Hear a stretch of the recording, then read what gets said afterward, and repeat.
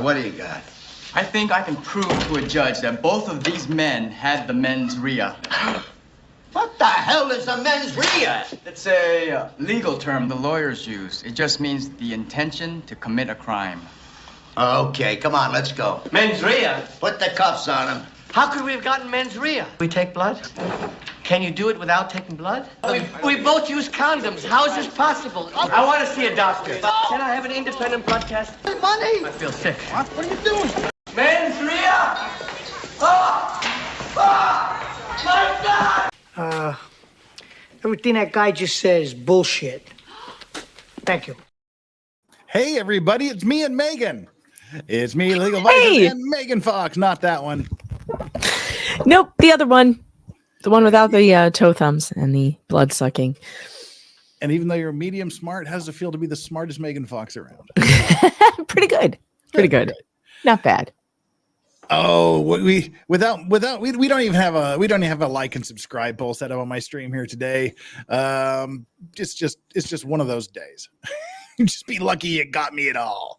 No poll today. Just hit the like and subscribe. Your choices are yes, okay, and of course, mother effer. Those are your choices. I like that. And I am also having a lazy day.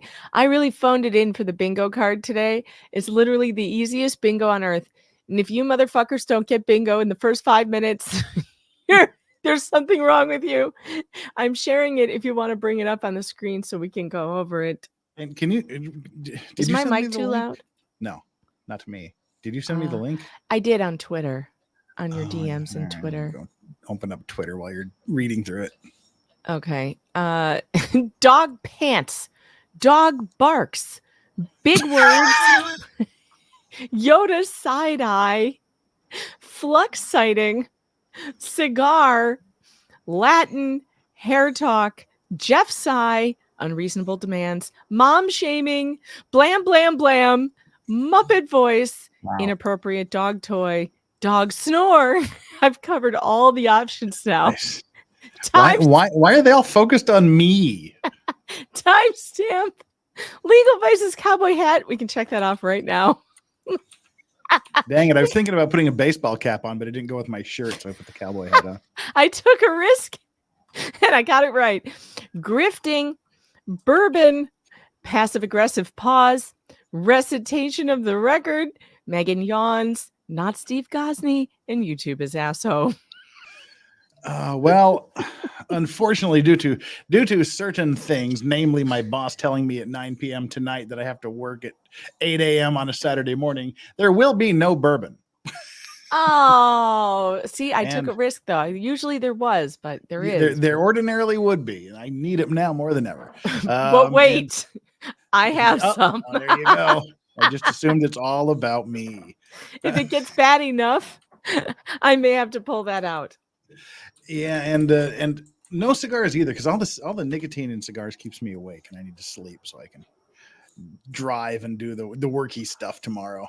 Ugh.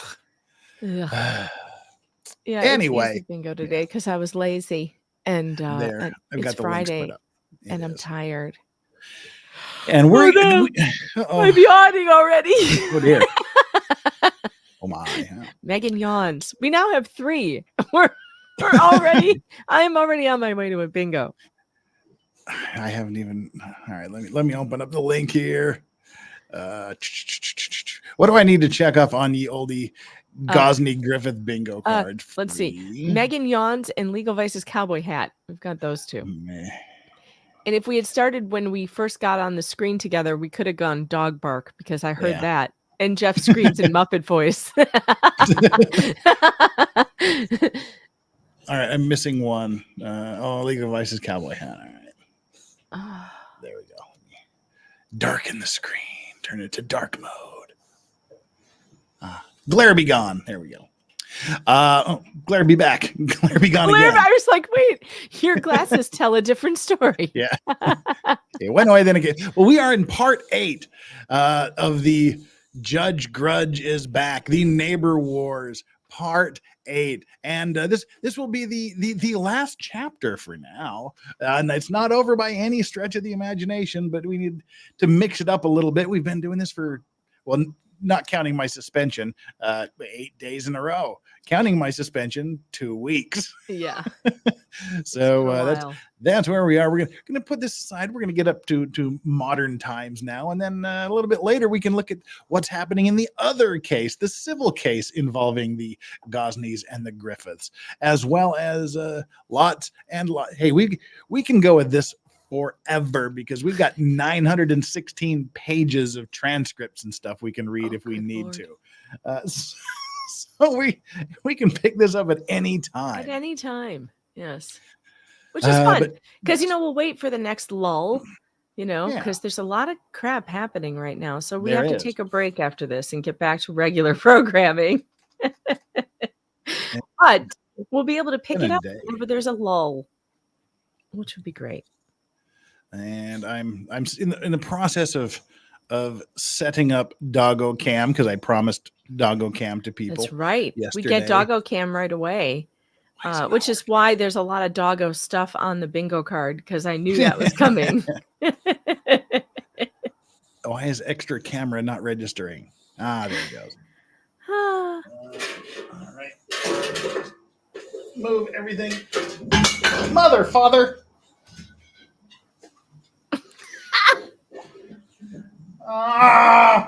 That was some good vodka that just spilled on. Now don't drink it, dogs. Oh no. I did not have really drunk dogs on the bingo card. How did I not have dogs getting drunk? Dogs drinking bourbon or vodka? This is delicious vodka. Flux sighting. We can check off Flux sighting. Flux, you made the bingo card. Flux, you're on the bingo card today. I phoned it in. I made it easy. I'll have to put the tripod over the top of the vodka to try to do a good job of preventing the dogs from drinking the vodka off the floor. Oh, what? Flux goes, wait, what? Flux, you're gonna have to go to the bingo card to understand, but you're on it. Oh, there we go. Somebody's drinking the vodka. Someone's sitting very, very close to the camera. Eye in the vodka on the floor. Oh, but watch out for Yoda side eye. That is also on the bingo card. Just breathe in the vapors. Thomas wants to know, Legal Vices, why in the F do you have floor vodka? Well, it was desk vodka, and then I thought, okay, I don't want to spill it, so I'll put it on the floor. And it has a glass stopper, and then it fell over, and the glass stopper popped out, thus relieving me of a decent amount of vodka. Oh no! But the room smells great. It goes in for the kill. Yoda, it's like I know there's some of it down here somewhere. Meanwhile, Strawberry's missing something. All right, that's inappropriate dog toy. There it is. But isn't it an inappropriate dog toy before she picks it up? Or is it her actions that make it? I don't know. It's just I just had inappropriate dog toy on there, and I can see it, so I feel like it's on camera. We should be able to check it off. Okay. Whatever. Sarah Adams says, Megan, I want to see other people. I don't know what that means. She's mad because we're streaming so early. She's on the West Coast. Well. That's okay. She's like, it's 6 a.m. Well, it'll wake you up, maybe. All right. Wayne S. starting out here. It's all about Megan this morning, people. It is? Oh, yes. Another song in your mail, says Wayne. Okay, I'll check. Thanks for the 2. Well, don't go yet. We've got more of that Unhung Hero, thanks for the 2. The dog's BAC. What's a back? Dog's back is over the roof. Blood alcohol content. Blood alcohol. Look at Yoda. He looks like he's about to pass out. Aw, Yoda. That's the most lame-ass bone licking I've seen. Put your back into it, Yoda. My God, what is this? It's just like We're all just out of energy today. Yes, Like, we're all like, dragging. I'm gonna chew on the bone. Maybe not. Nah. Mary Thurston, thanks for the 5. I watched you and Tug 3 times, 2 and up 1.5 speed just for the laughs. Last night's show was hilarious. We went over the first part of Lynette Preston's deposition. Yeah, I'll probably be doing that on Monday. Oh, it's so good. And part 2 is going to drop tonight on Jeremy's channel around 5:30. So I'll be there for that. Well, well, and we have Megan Fox's. I'm hosting this little shit show this evening, so Megan Fox is here, but she's also live on her channel. So, well, apparently y'all know that because all the super chats are all about Megan. They're all about Megan. So you apparently all know that she's live and doing her thing. If you somebody send Jeff some super chats, No. please. They're just out for the dog. They got the dog. They don't need to do anything. They're here for the dogs. You already Absolutely. gave in. Yeah, I don't give a shit about me. No. If you're over here and you aren't subscribed to Megan Fox, even if you are, just go over there and like the video. Come back, but like the video, like the video and subscribe to her. And if you are on her channel and you're not subscribed to me, please do. And also please hit the like button for me. Let's share the likes and share the subscriptions. That's what it's all about. Thomas, wait, where'd it go? Oh, did it scroll up too far? Dang it. Or is that I can't find it. Where'd you go, Thomas? Just like that, Jeff is beating me in the super chat wars. There you go. I can't find, why isn't this showing up? What? This message. Oh, I see, because I forgot. There we go. I forgot there's lots more than just my stuff here. I'm like, but it's right there. Why isn't it showing up? It's just all Megan stuff. Thomas says, Legal Vice, the vodka fell down.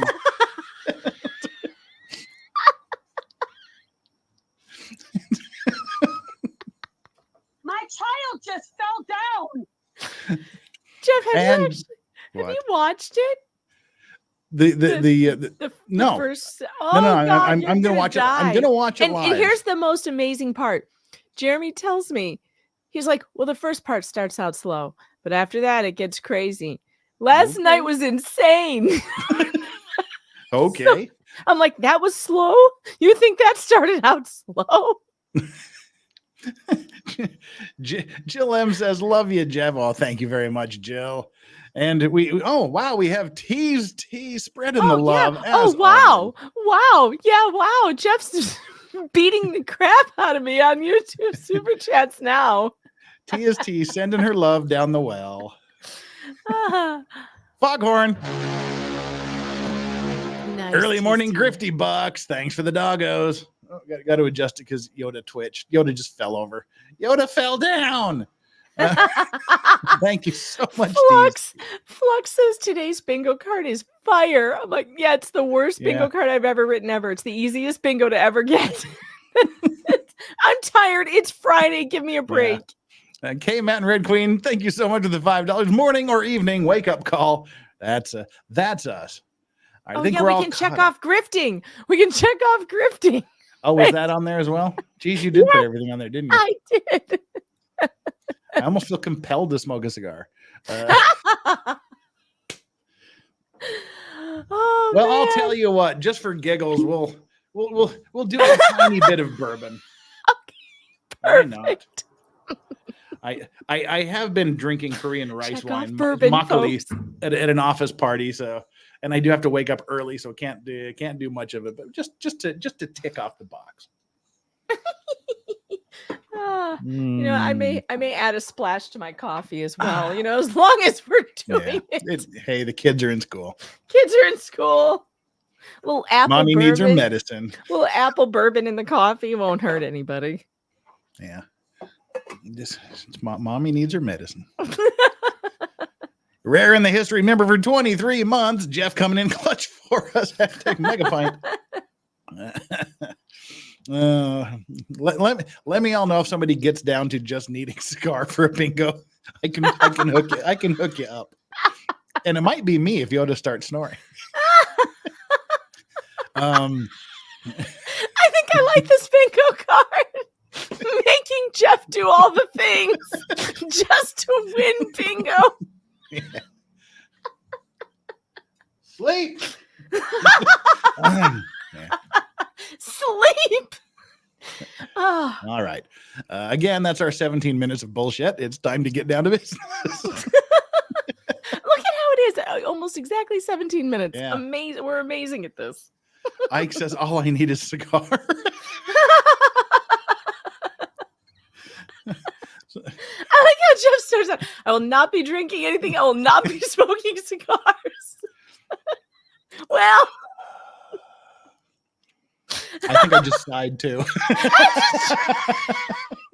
Jeff sighed.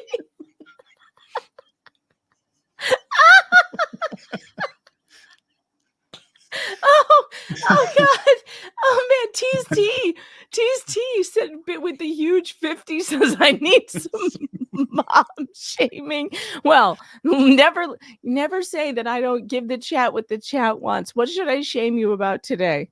What are you doing wrong today? Well, hang on. Just keep shaming for a minute or two. I'll be back. Okay. What do you need shaming for though? You need to give me a topic. Just oh God, the chat really likes the easy bingo.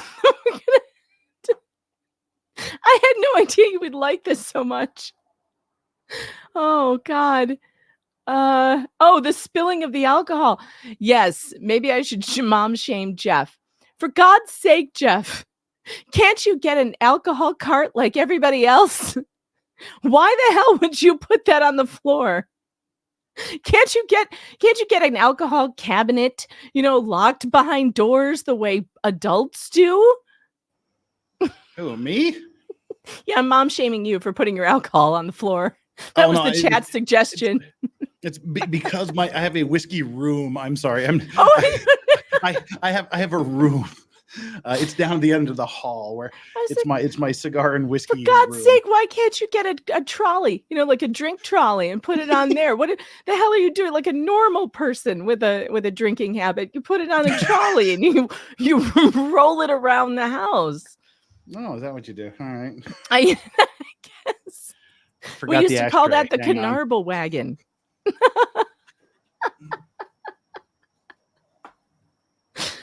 Oh God. He has an entire room. I want a whiskey room. That sounds like a good idea. All right.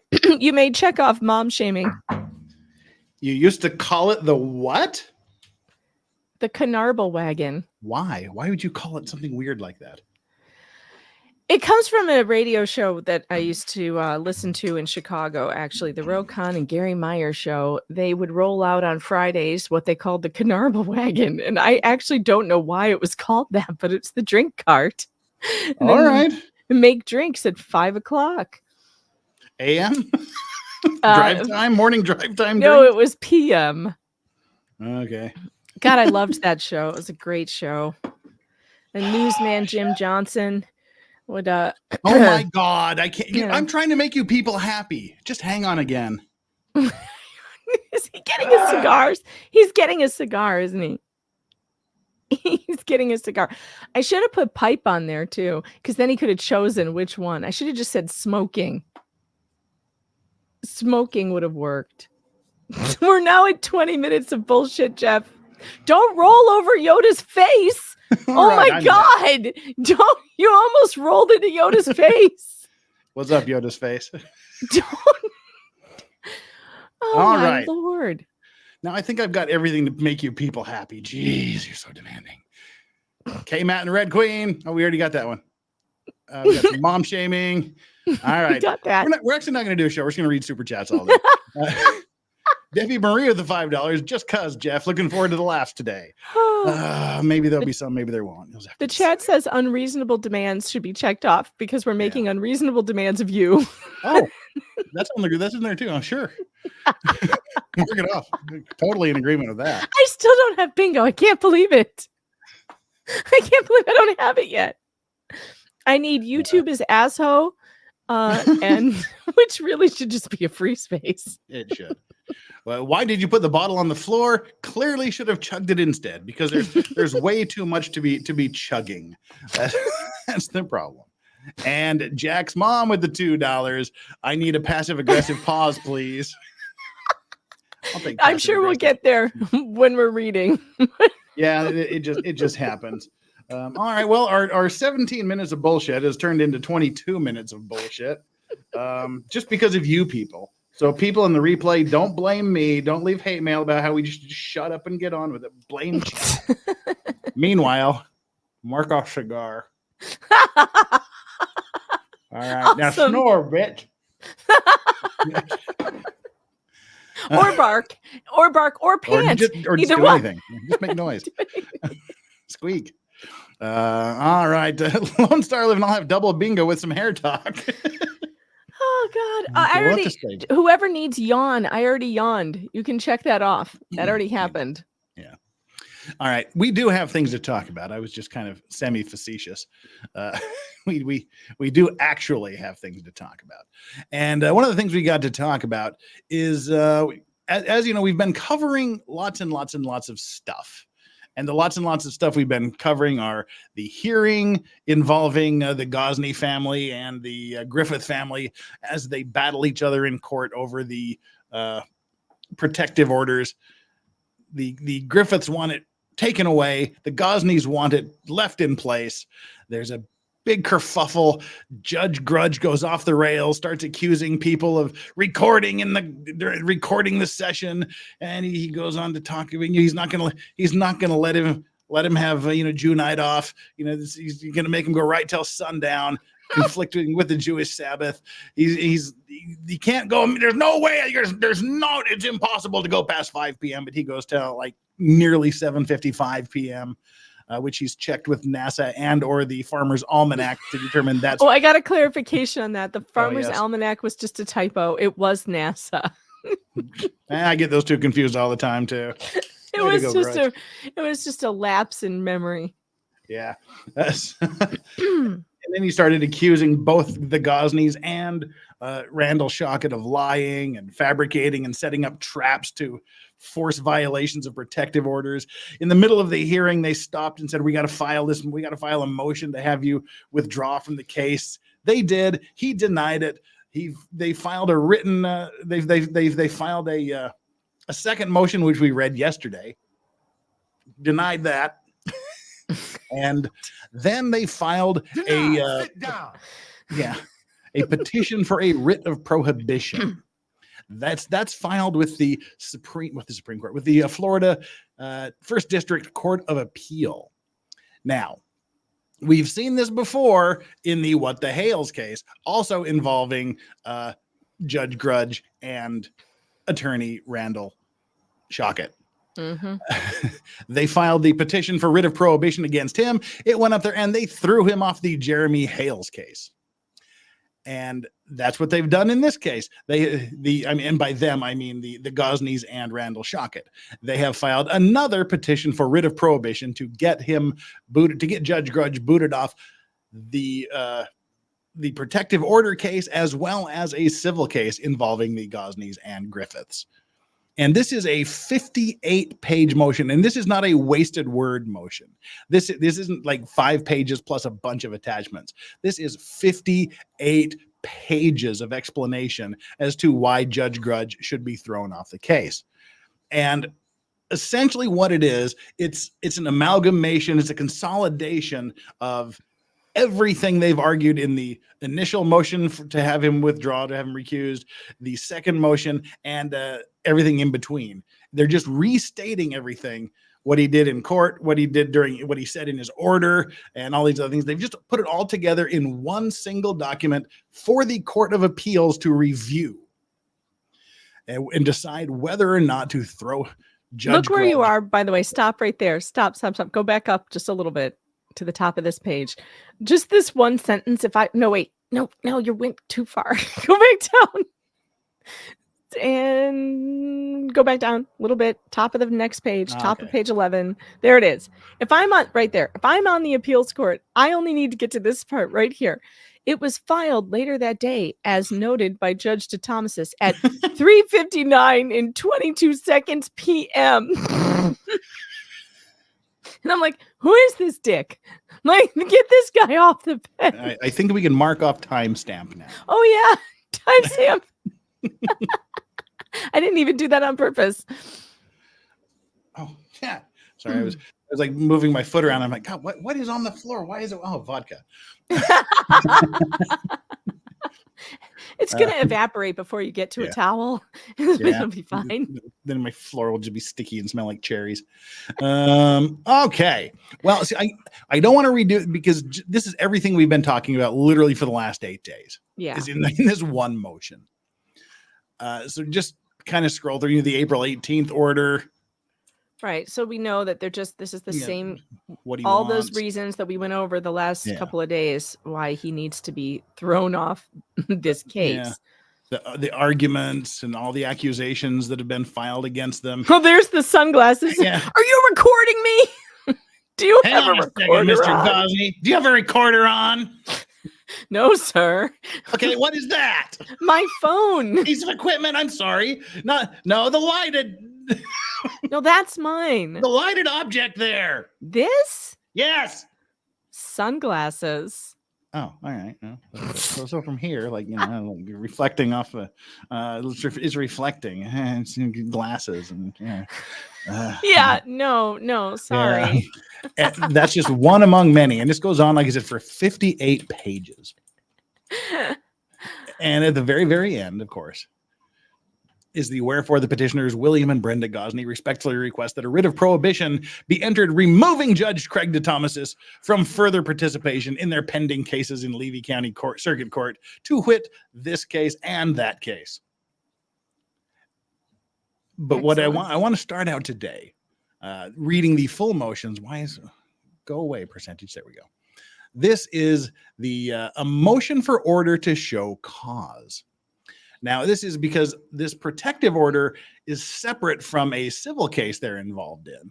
And this is basically an order asking DeThomasis to suspend everything that's going on in the other case while they decide whether or not he's going to be involved with that case any further.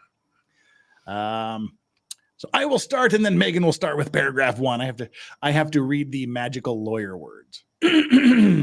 Wonderful. Pursuant to Rule 9.100H and 9.300 Florida R. App P, the petitioner William Gosney and Brenda Gosney request an order to show cause directing the respondents, and as good cause therefore state as follows. Ding, ding, ding, ding. Incense. Okay, go ahead.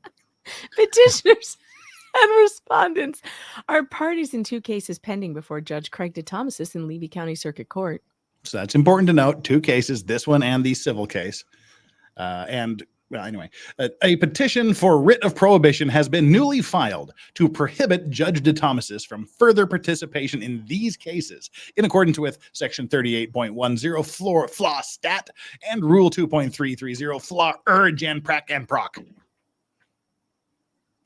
That's the Florida Rules of General Practice and Procedure, in case you really want to know what this is. Although no further activity on the trial court level is expected to occur in the injunction case, while an appeal ensues, the civil case is very active, and there are discovery motions as well as motions challenging the pleadings that need to be addressed by a court.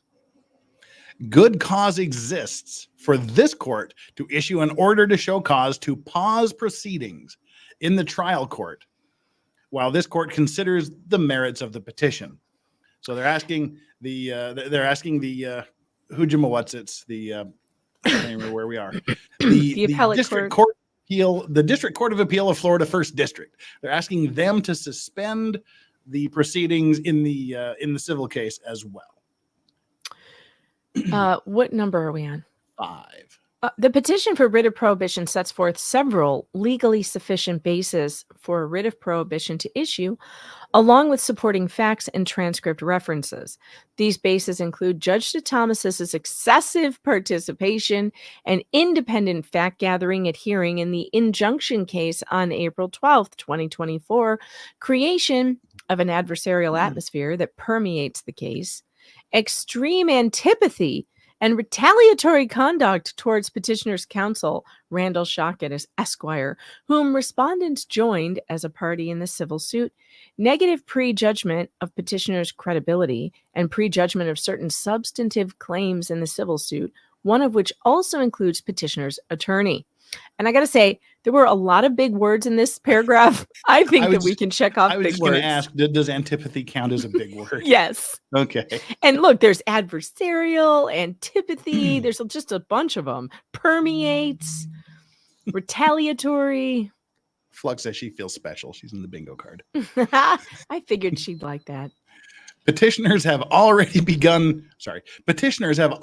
been prejudiced as a result of the bias exhibited by Judge DeThomasis, which is expected to continue and become more extreme with his continued participation.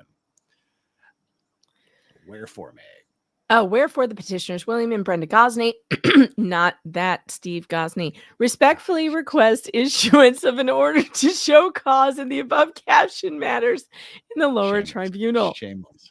We're just cheating Shameless. today. Mark off not Steve Gosney on the card. It's Friday.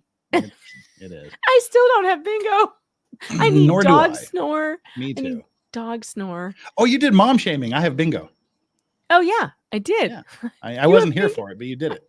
Well, now you have to generate a new card. Yeah. I'm going to go for blackout. Oh, okay. I'm going straight for the blackout. All right. So that is the end of this motion.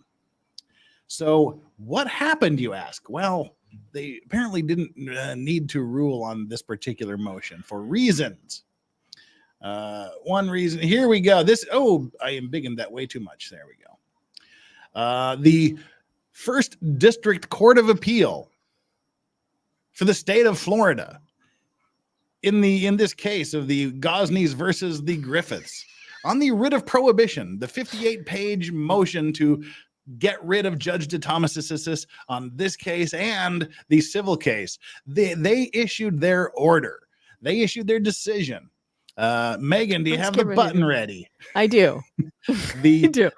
And it says down here on the bottom, it was issued on August 13th per curiam. What per curiam means is all of the judges that heard this case on this Court of Appeals, three panel, 100% of them, every single one of them agreed with the judgment.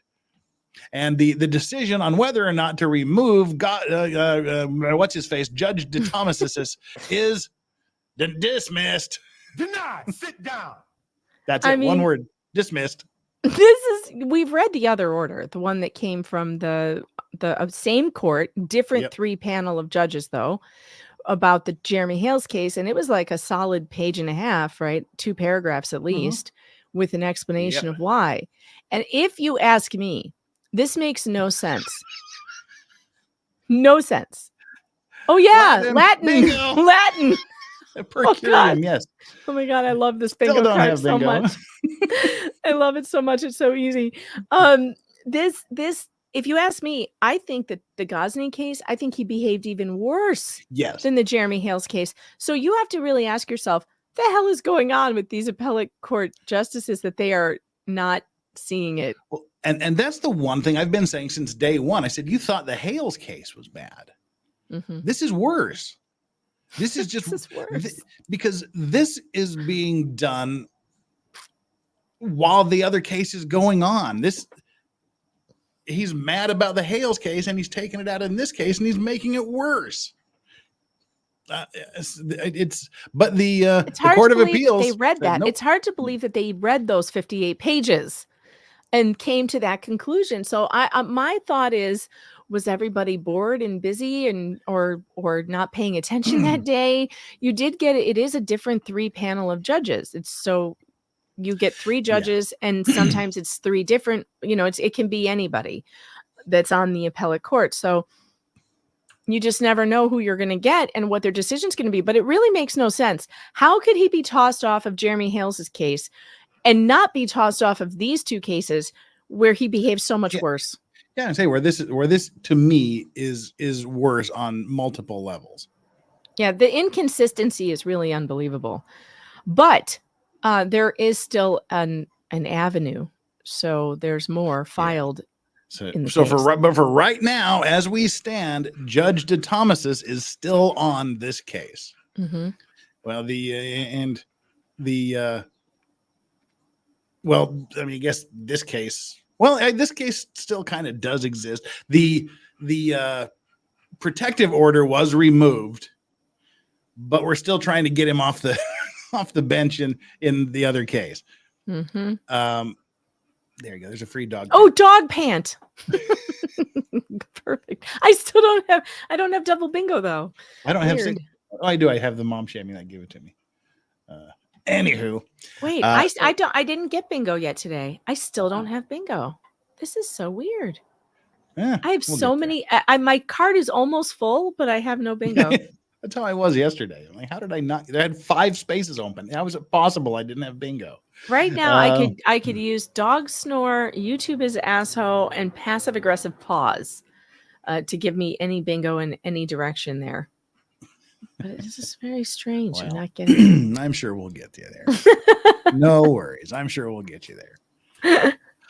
So what happens from here on out with Judge DeThomasis, you might ask? Are they just going to take this laying down or lying down? The answer to that is no. No, they are not. No. What? I'm just laughing at your no. Because the Gosneys as petitioners have filed a motion for rehearing, consolidation, and for en banc review. Oh, more Latin. More Latin. Now, what an en banc review is a review by the entire Court of Appeals. All of the judges on the they want. Oh, all now of the that will be interesting. I didn't know that's what en banc meant. That will be interesting because if all of the judges, that means the 3 judges that kicked him off the other case will be rehearing it. Do they have to accept this? Do they have to hear it when you file this, Jeff, or is this something they get to choose? Do you know? I don't know. I don't know. But en banc sessions, I mean, they're normally for very serious matters. So I know for like the Supreme Court, they can decide whether or not to hear it. Right. And this is a question of law. So I would assume. This is going to be very interesting. I can't wait to read this. I haven't read this yet. And this was filed on 8/28, so August 28th. Oh, just recently. Oh my goodness. Yes. It's only September 6th. It's a week ago. Ooh. I'm cited. As my little one when he was 2 would say, "I'm so cited." I cited. All right. Yesterday, my daughter was tired. My 15-year-old was tired, and we were at some appointment, and she was talking about school, and she goes, "Yeah, and my pack back it's too heavy." And I was like, "Did you just say pack back? You haven't said that since you were 6." Aww. Oh, it's so cute. My pack back, it's just too big. You should make fun of my sister for saying elephant fulminant. Oh, and for those of you who know my sister, by the way, Stephanie, she's coming to see me today. She decided she's driving up. Wow. So I may be able to do a stream with her later. Wow. How long is she staying? If I can fit her in here. I might be able to fit her in here. How long is she staying? For the weekend. Oh, hey, if Sarah Boone can fit her boyfriend in a suitcase, you can fit your sister in the room. Just saying.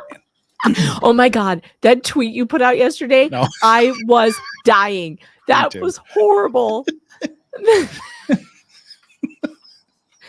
was so bad. Of that woman falling down the stairs in the suitcase. Who thinks that's a good idea? Like, here, get in the suitcase and I'll push you down the stairs. Oh. Well, the first time it caught and then it flipped and her face hit the stair, I just thought, ouch. I thought it was going to be like a bloody mess. Yeah. Oh, horrible. But speaking of bloody messes, more stuff from Megan. Truana shutta bada pressure bada fuck care. Thanks for the 2. You are a professional. I know I'm trying. And Megan has just become a Pentecostal. She's speaking. I was raised a Pentecostal. Yeah, I know. You reverted your natural ways. You started speaking in tongues again. And BK for Megan Fox. And apparently, by the way, Doreen Inglis, who wrote all of these motions that we're reading, she just wrote an article about writs that was published in the Florida Bar Journal. Yes, she did. That came out. We actually have I have a link to that. And it's called Decision or No Decision, Getting Carded at the Successive Writ Bar. I like that headline. That's a good headline. So that's interesting. I'll have to send you the link to that. Yeah, I have it as well. Oh, you do? Okay. Yeah, she sent it to both of us. BK wants you to read her super chat. Oh, BK, thanks for the 10 to make up for yesterday. Jeff, y'all cracked me up. Wait, you sent that to Megan to make up? That's for you. No, that's yours. I don't see the link on it. I do. Oh. Well, I'll make sure Jeff gets it. Don't worry. Yeah. And Lone Star Living, that's for me. I'll have double bingo with some hair talk. We'll get you there. We'll get you there. Hang tight. Double bingo with hair talk. Oh, okay. I'm sure we'll get you there. I don't have anything to tell you about it yet. Yeah. But maybe I'll come up with something in a minute. All right. CMB, did you miss much? No. No, you haven't. We've only been going 42 minutes. How much could you really have missed? Okay. Well, so this is what they've done. They want the entire Court of Appeals, not just the 3 judges that heard that read the previous writ. They want the entire appellate court to read it and hear and reach a decision. So here is the motion for that. And I've read a bit of it, and it seems pretty interesting. I like the way it's worded. I like the way it's phrased. I like the way it's put together. Doreen's a very good writer. Very good. I also enjoy her writing. I concur. Are you starting? Okay. This is far too long for me to read all of the legal magic words in one voice, in one breath. Petitioners William Gosney and Brenda Gosney, by and through undersigned counsel and pursuant to the rules, this and that of the Florida Rules of Appellate Procedure, file their consolidated motion for rehearing, consolidation, and for on-bank review of this court's August 13th, 2024 dismissal of petitioners' petition for writ of prohibition seeking to prohibit Judge Craig DeThomasis from continuing to preside over their present ongoing civil lawsuit. In support thereof, petitioners state as follows. Makes me laugh every time. General overview. This petition for writ of prohibition is complex, as it involves 2 related cases presided over by the same judge, whose improper conduct and improper comments during one case necessarily require his disqualification from both cases. And I agree. The posture of the 2 cases is different. The case in which 2 motions to disqualify Judge DeThomasis for bias were filed requires no further judicial labor by the trial court, although the final order is on direct appeal. So they're just saying that we don't really have anything else to do in the protective order case, but we're appealing it. But we still want him off of it. The other case involving these same parties, same attorneys, same judge, and related facts is ongoing and requires extensive judicial labor. That judicial labor, however, cannot and should not be performed by Judge Craig DeThomasis because the clear and overwhelming prejudice, hostility, and lack of neutrality he demonstrated toward the Gosneys and their attorney, Randall Shockett, in the case now under direct appeal. See, and I like how that's worded. It's just there's a lot of judicial work still to be done, but not by him. By anybody else, just not him. Chat, cigars already checked off. Jeff's got a cigar. Yeah. So if you are waiting for cigar for the bingo, you got it. Yeah. Wait, is it my turn or your turn? No, it's your turn. Yes. These complexities may have contributed to the panel misapprehending. You don't tell the judges, you don't say that the panel of your peers made a mistake or are dumb or stupid. You tell them they've misapprehended why it's necessary to grant this. Misapprehended. Okay. It's funny. These complexities may have contributed to the panel misapprehending that a writ of prohibition is necessary to forestall a present impending injury in the Gosney ongoing civil case, which will not be remedied through the pending appeal in the other case. So essentially what he's implying that although the other case has been temporarily resolved but is being appealed, he believes that they may not have realized that it also is requesting them to remove Judge DeThomas's from another civil case involving the same parties. They may have misunderstood that there's an ongoing civil case. I like this headline. The tale of two cases. Don't you? A tale of two cases. That's what I'm saying. I love it. This is as far as I've read. I've only read to the end of the tale of two cases. Specifically, the Gosney's petition for writ of prohibition filed June 4th, 2024, encompasses two circuit court cases involving the same parties, next-door neighbors, the same attorneys presently, and the same judge, Craig DeThomas's. The face of the petition reflects two circuit court case numbers, 2019 DR 539 and whatever. The Gosneys timely filed their motions to disqualify Judge DeThomas's in both cases. Simultaneously, even though the judge's conduct giving rise to the two motions occurred in case number whatever, the judge's orders denying both disqualification motions were also filed in both cases.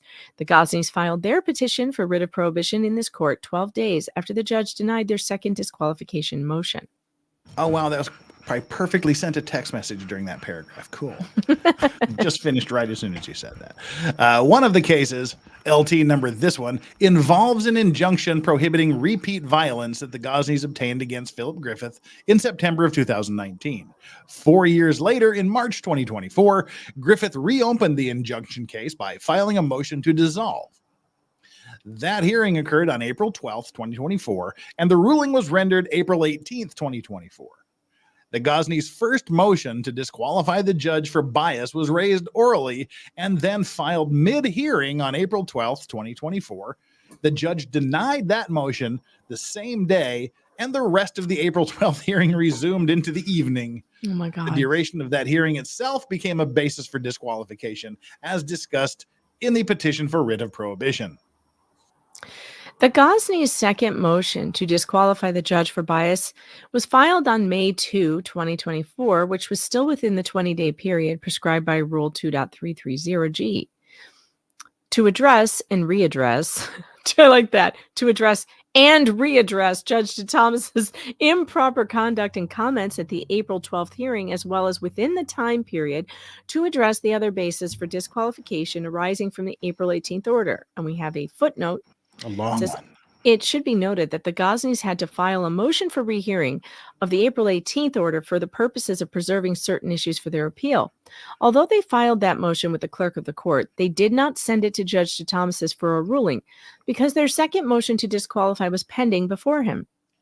The judge denied the second motion Sit down. to disqualify on May 23rd and issued his order denying rehearing on June 4th. Sit down. Just a few hours before the Gosney's petition for writ of prohibition was filed in this court. With the rehearing motion resolved, the Gosneys filed their notice of appeal of the April 18th order a week later on June 11th. The other case, LT number 202-2023, CA58, is a civil lawsuit filed by the Gosneys against the Griffiths for intentional infliction of emotional distress, trespass, and nuisance. The Griffiths later filed counterclaim against the Gosneys and a third-party complaint against the Gosneys' lawyer, Randall Shockett, Esquire, for abuse of process. Not only are the parties, the attorneys, and the judge the same in both cases, and we have a footnote again. Should we skip there, or you want me to finish the sentence? Kimberly Griffith Is not a party to the injunction case. Okay. Scuttle, scurry, So not only are the parties, the attorneys, and the judge the same in both cases, but there are also overlapping facts which implicate prejudgment of claims and or adjudication of issues not before the court. Specifically, Philip Griffith's continuing aggressive, threatening conduct towards the Gosneys after the entry of the 2019 injunction formed the basis of their civil tort claims, and also why the Gosneys continue to fear Philip Griffith and want the injunction against him kept in place. Stated another way, the facts set forth in the Gosneys' tort claims for affirmative relief in the civil lawsuit are also their defenses to Griffith's motion to dissolve the injunction.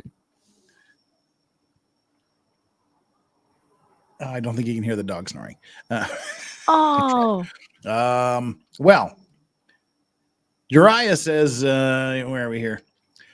Okay, I'm convinced the doggo isn't a lawyer, but I want him to represent me in my next case.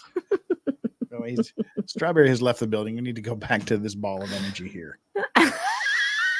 It's the vodka fumes. Yeah. And also, Dry with the $2. Don't think the third panelist has a law degree. Thank you very much. Either just the second panelist. Only one law degree is on this panel. And I don't know how I got that. They gave it to me and they probably don't want to save me back for another semester. I don't know. In their misplaced zeal. I like that. Zeal's a good word. To get the injunction against Philip Griffith dissolved, his attorneys posited their theory that attorney Randall Shockett conspired with the Gosneys to stage a situation for Griffith to violate his injunction and or otherwise use the 2023 civil suit to somehow bolster the Gosneys' 2019 injunction case.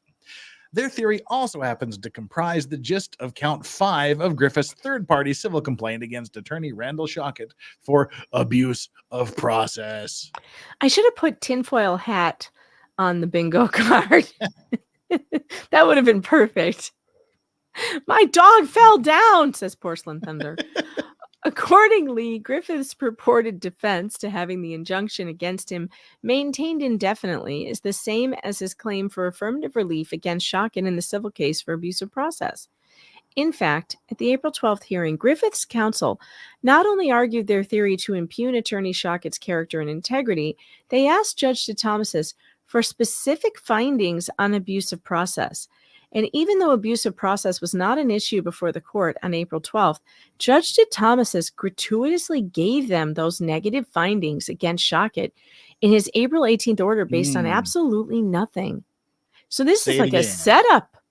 Yeah. It's like a setup. It's like you want to talk about the conspiracy. Is there a conspiracy between the judge and Kirchhoff to win this other case by finding these adverse rulings against Shockett when it wasn't even before the court in this one? Could be. Rio, oh baby, for Megan Fox. Elaine Bredehoff loves saying "Tale of Two Trails." Thank you, Rio, baby. I don't remember saying "Tale of Two Trials." Trials, Tale of Two Trials. I said trails. Yeah. Did she? Trails. I don't remember it either, but she might have. I just remember, give it a whirl. Muppet voice. No, that was a Mr. Rogers voice. That was the Lady Elaine Fairchild. That was Lady Elaine. That's true. Boy, if I'm out of practice, just that little bit scratched my throat. That made it. That was hard. Can you imagine that you did entire transcripts like that? Yeah, hours on end. Sidebars were so fun. If you guys have not seen us do the Johnny Depp sidebars, Jeff does it, Elaine's voice, like that for hours. It's so good. It was rough. That give it a whirl moment. I think that's when I fell out of my chair. Oh, I think it is. I think that's when you fell out of the chair and broke your Lego piece. Yeah. I think so. And scene. Yes. And Hayden was also involved in the reading. Hayden was there with his Aussie/Southern accent. Yeah. As he as the non-American on the panel, he was there for the accents. It was so good. I think at one time he pulled out a Mexican accent. It was fantastic.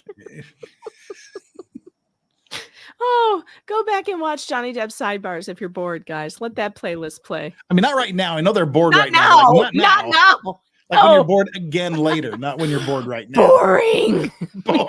This is boring. I think I need to zoom out on Yoda a bit here. He says, I regret nothing. Me either. It was a fantastic I was wearing a graduation robe, playing Judge Penny. It was fantastic. All right. Well, we are moving on here. Okay. Just Don, you caught me. I like legal vices. I'm so ashamed now. Oh well, join the crowd. That's good. I just sighed again.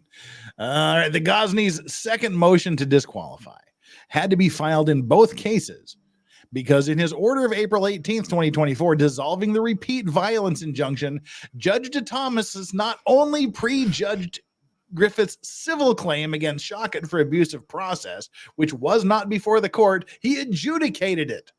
Judge DeThomas literally wrote in his April 18th order that the evidence is consistent with the Gosneys and attorney Shockett acting in concert to trap Griffith into a violation of the injunction. Mm-hmm. That language tracks directly and consistently with Griffith's allegations in this abusive process claim against Shockett, which is absolutely true. Yeah, that was what they talked about that in the first day of the hearing. When he absolutely did. That he's in on it, and they both tried to trap him into it, and that's the allegations, and he adjudicated it. Cannot argue with that. This is what makes me think that 3-panel of the appellate judges just didn't even read it. They're just like, denied. I think there may have been that misapprehension that they were talking about. They just didn't realize it was affecting both cases. Oh, maybe. They probably went, I think they looked at it and went, well, we already dismissed that case. Right. He already just vacated the protective order, and there's no reason to take him off of it now. All right, those of you who are saying I should put up a called bingo boxes for the latecomers, forget it. Just start from scratch. It's so easy today that you will get all of them. It's so easy. You don't need to know what we've already checked off. It's happening all the time. We're still going. You'll catch up. I'm about to get bingo, and then I'm just going to redo I'm going to make a new one and start over. All right. We can do the reverse order though. If you're just joining and you don't have anything ticked off, you can tick off the ones you don't have and then untick them as we read them. Because right now there's only 1, 2, 3, 4, 5, 6, 7, 8. There's only 9 spaces that haven't been filled in out of 25. That's true. And we just roll with it. If you think maybe we mentioned something at some point, just check it off. Today is the easiest bingo ever. Yeah, you get legal vices. Get legal vices cowboy hat for sure. You have a cigar. 16 out of 25 chance of getting it right. And bourbon. Yeah. All right. So you have whatever you choose, you have about a 66% chance of guessing correctly. So just go ahead, Megan. Robert Tower says, I have 27 bingos.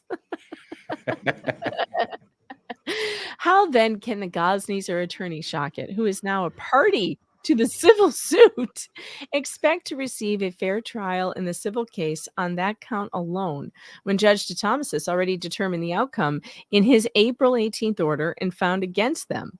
As pointed out in the petition for writ of prohibition, Judge DeThomas also made findings indicating that he prejudged or adjudicated other aspects of the Gosney civil claims, including for intentional infliction of emotional distress, which claims were not before the court on April 12th. Shouldn't have mentioned those. Shouldn't have talked about them. K-Matt Red Queen with the $10. Thank you, Betty Munchie, as they say over here. Betty Munchie. I think they should have also suggested they watch video to watch facial disdain to Shockett and Klein. Oh yeah, they should please watch the hearing video so you can see how he acts. Throughout the transcription does not reflect or could have been corrected. The transcript will be correct. You're right. You can't get inflections or tone. Tone. Or all the interrupting. Oh my God! Every time he interrupts Shockett, it doesn't let him talk. I love that part where he goes, "Well, we're past that now." Yeah. Like, Your Honor, I have another trial. I have pretrial stuff. I'm supposed to be in a phone call. Well, we're past that now. Well, if they actually did read the transcript, again, it's the Bill Burr thing. Just what it says in the transcript doesn't sound like how you said it. No. You know, they're going to, oh, he just said, oh, is that a recording device you happen to have over there? Are you recording us?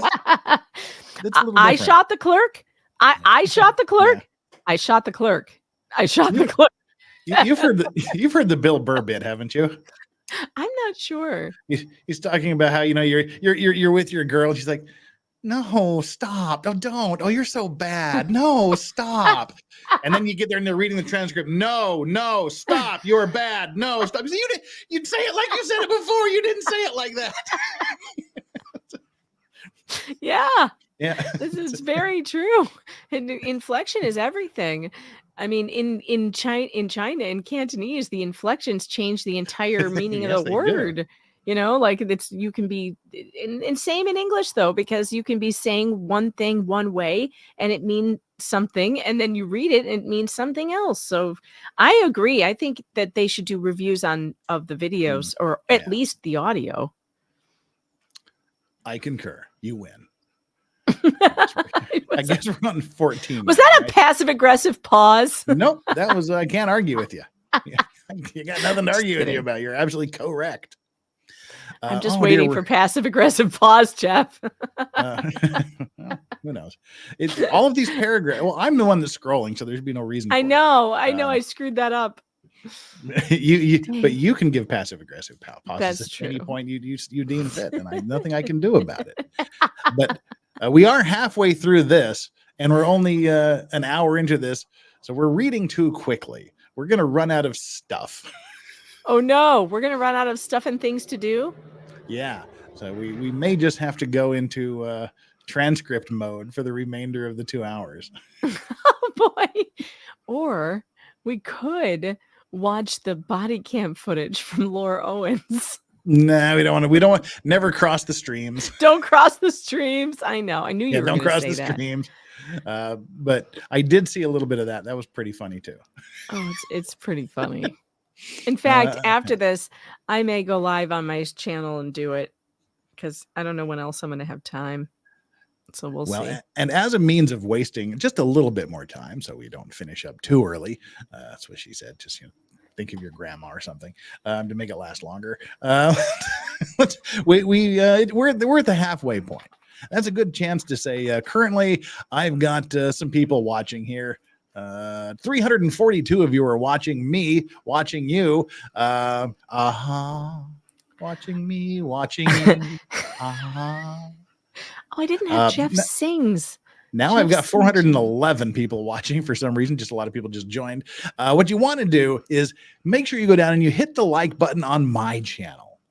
And take the like and subscribe poll. Please subscribe as well if you haven't subscribed. Please do. We're moving forward. We're inching our way towards 81,000. Yay. And we need all we can get, but there's no poll today. I always have a like and subscribe poll just to remind you to hit the like and subscribe. All we have is just hit the like and subscribe. 29% of you said yes. 15% of you said okay. And so far, 56% of you said, of course, motherfucker. I forgot to put that on the bingo card. How did I forget MFer on the bingo card? All right. And while you're at it, go on over to Megan Fox's channel. Subscribe to her, like her channel, and do all those YouTube-y things over there. And I would invite you to vice versa do that. If you happen to be over with her, come on over to me and subscribe and like, and then go back to her. I've got 573 of you live right now. And dang it, I was ahead of you for 45 minutes. And only 321 likes. I've got more likes. I've got 352 likes. I'm going to have to do some mom shaming on that. You need to, your thumb's broken. I know your thumbs are working. And if your thumbs don't work, you could use an index finger. You could even use an elbow. Are you too lazy to hit the like button? Come on now, folks. Just go over to the little likey thing, the little thumb up, and you just push it. God, you kids are lazy these days. You know, in my day, in order to like something, I had to walk about a mile uphill in the snow and write about it and send it in an envelope and put a stamp on it and stick it in a letter. You guys get everything handed to you these days, and you can't even click a like button. Thank you for the super sticker, Luke Smith. How was the mom shaming? You can, if you haven't checked that off, you can check it off again. That was good. That was a good mom shame. Hey, since we're running out of things to talk about, did you know that I was on Viva Frei yesterday? Yes, you told me. You said you were going to study the Russian thing. That went okay until I told people that I thought Trump made a mistake. Don't ever do that. Don't ever do that Not with the on Beavis, channels. yeah. With the channels that have the I don't recommend. The chat was so with me right until then, and then they turned. It got ugly. They brought out the pitchforks and the torches. Yeah, the pitchforks and the torches. But yeah, I talked about Larry's case about the thumbnail lawsuit. Here, I'll show you. This is a funny visual because I made him a visual aid because this case is so complicated. I made him some visual aids. Look at what I used. Nice. And so I went over the YouTube lawsuit, and Viva's when I told him about the first part of it, the part where Jeremy and George are being accused of doing a fake reality show and not paying this woman for making her a character in it, he goes, "That's creative." He goes, "I don't know how well it will work, but it's creative." It's a good way to do it. So yeah, I went over that with Viva. If you guys want, we read the lawsuit. We kind of talked about, fair use, etc. I think my hair looked really good, by the way. Yeah, you talked about her hair. There you go. I think my hair looked really good that day. So thank God. And then I had a computer shutdown. I had tech problems. I had a muted boomer moment. It was all good. You guys should go and watch this. You just brought the full Megan Fox presentation to him there. I did. It's the first time I've ever been on his show. I don't think I gained any of his audience though, because I think they hated me after I said some things. Probably did. Well, we should get back to the case at hand, I think. I was helping you waste some time. What do you? Yes. Is it my turn? Are you done wasting time? There's a passive-aggressive pause. There you go. Bingo. Me too. I needed it too. That's why.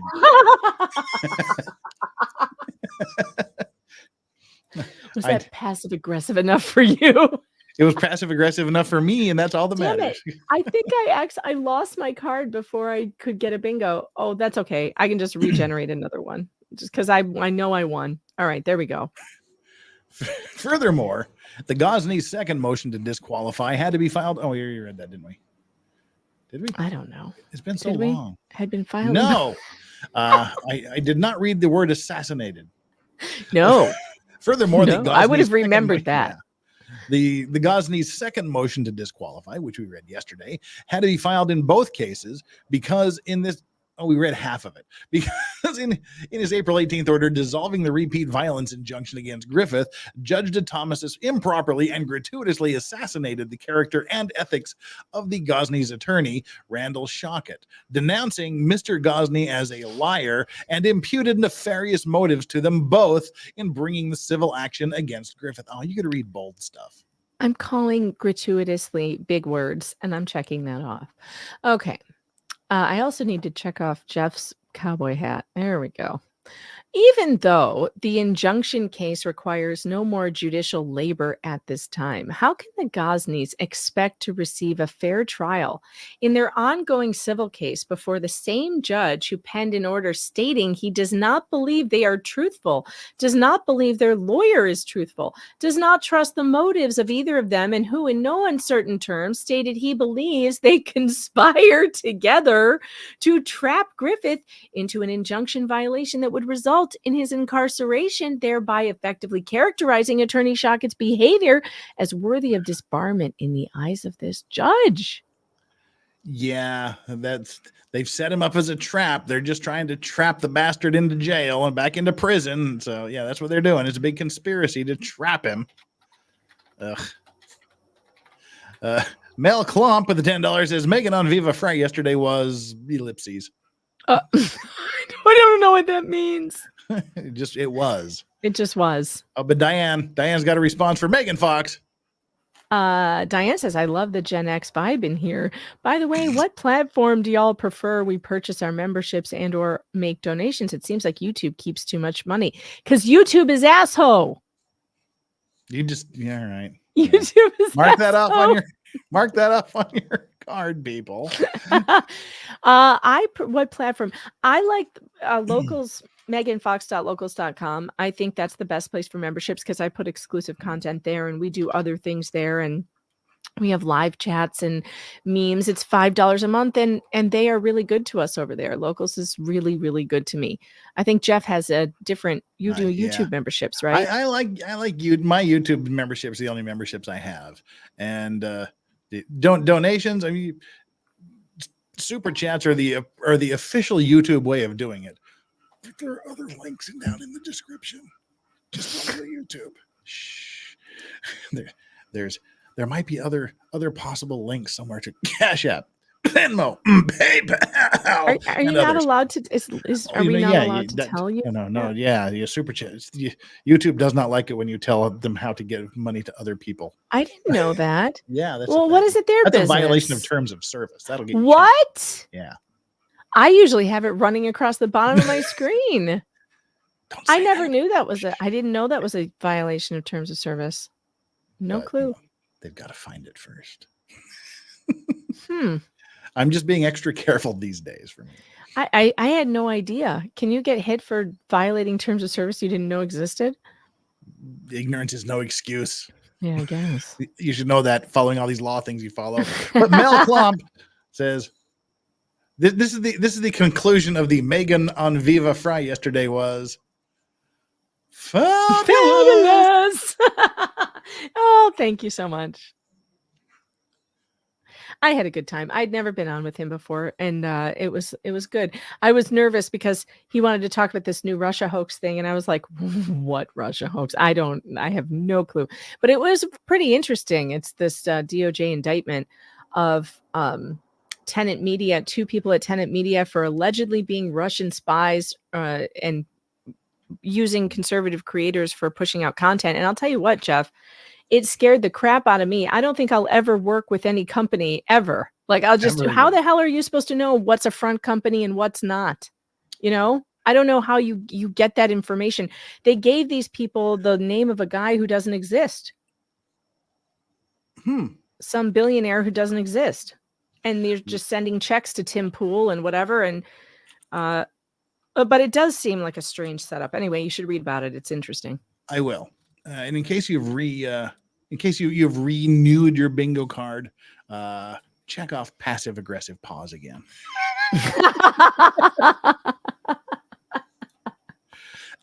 Back on track. With paragraph 16, the Gosneys filed their first and second motions to disqualify Judge DeThomas for bias in both cases.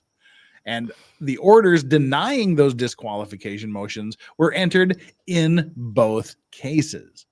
The Gosneys' petition for writ of prohibition flagged both lower tribunal cases, explaining that a writ was needed to remove Judge DeThomas from the civil case because it was still ongoing. The first disqualification motion, and certainly the second one, as well as their petition for writ of prohibition, amply detailed Judge DeThomas's improper conduct and improper comments that gave rise to the Gosneys' well-founded fear of not receiving a fair trial in their ongoing civil case, and provided ample authority for his removal from their case. That this panel instead dismissed the Gosneys' petition for what are you dying about? We slowed it down a little bit there. I like that. we're both at 0.75 speed now. Continue. Hold on, I have to yawn. I'm so tired. I don't know why I'm so wiped out this week, but I am. Today. It's just the week caught up with me all at once. You ever feel like that? Like my eyes still. When I woke up this morning, I tried to open my eyes. This damn thing again. And they were burning. Oh, I hate that. Yeah. You're just like tired and your eyes just start burning. Yeah, like that's my eyes this morning. I was like, oh God, I can't do this. All right. I am on 18, right? Yes. That this panel. Whoa, hang on. There we Whoa, Jeff.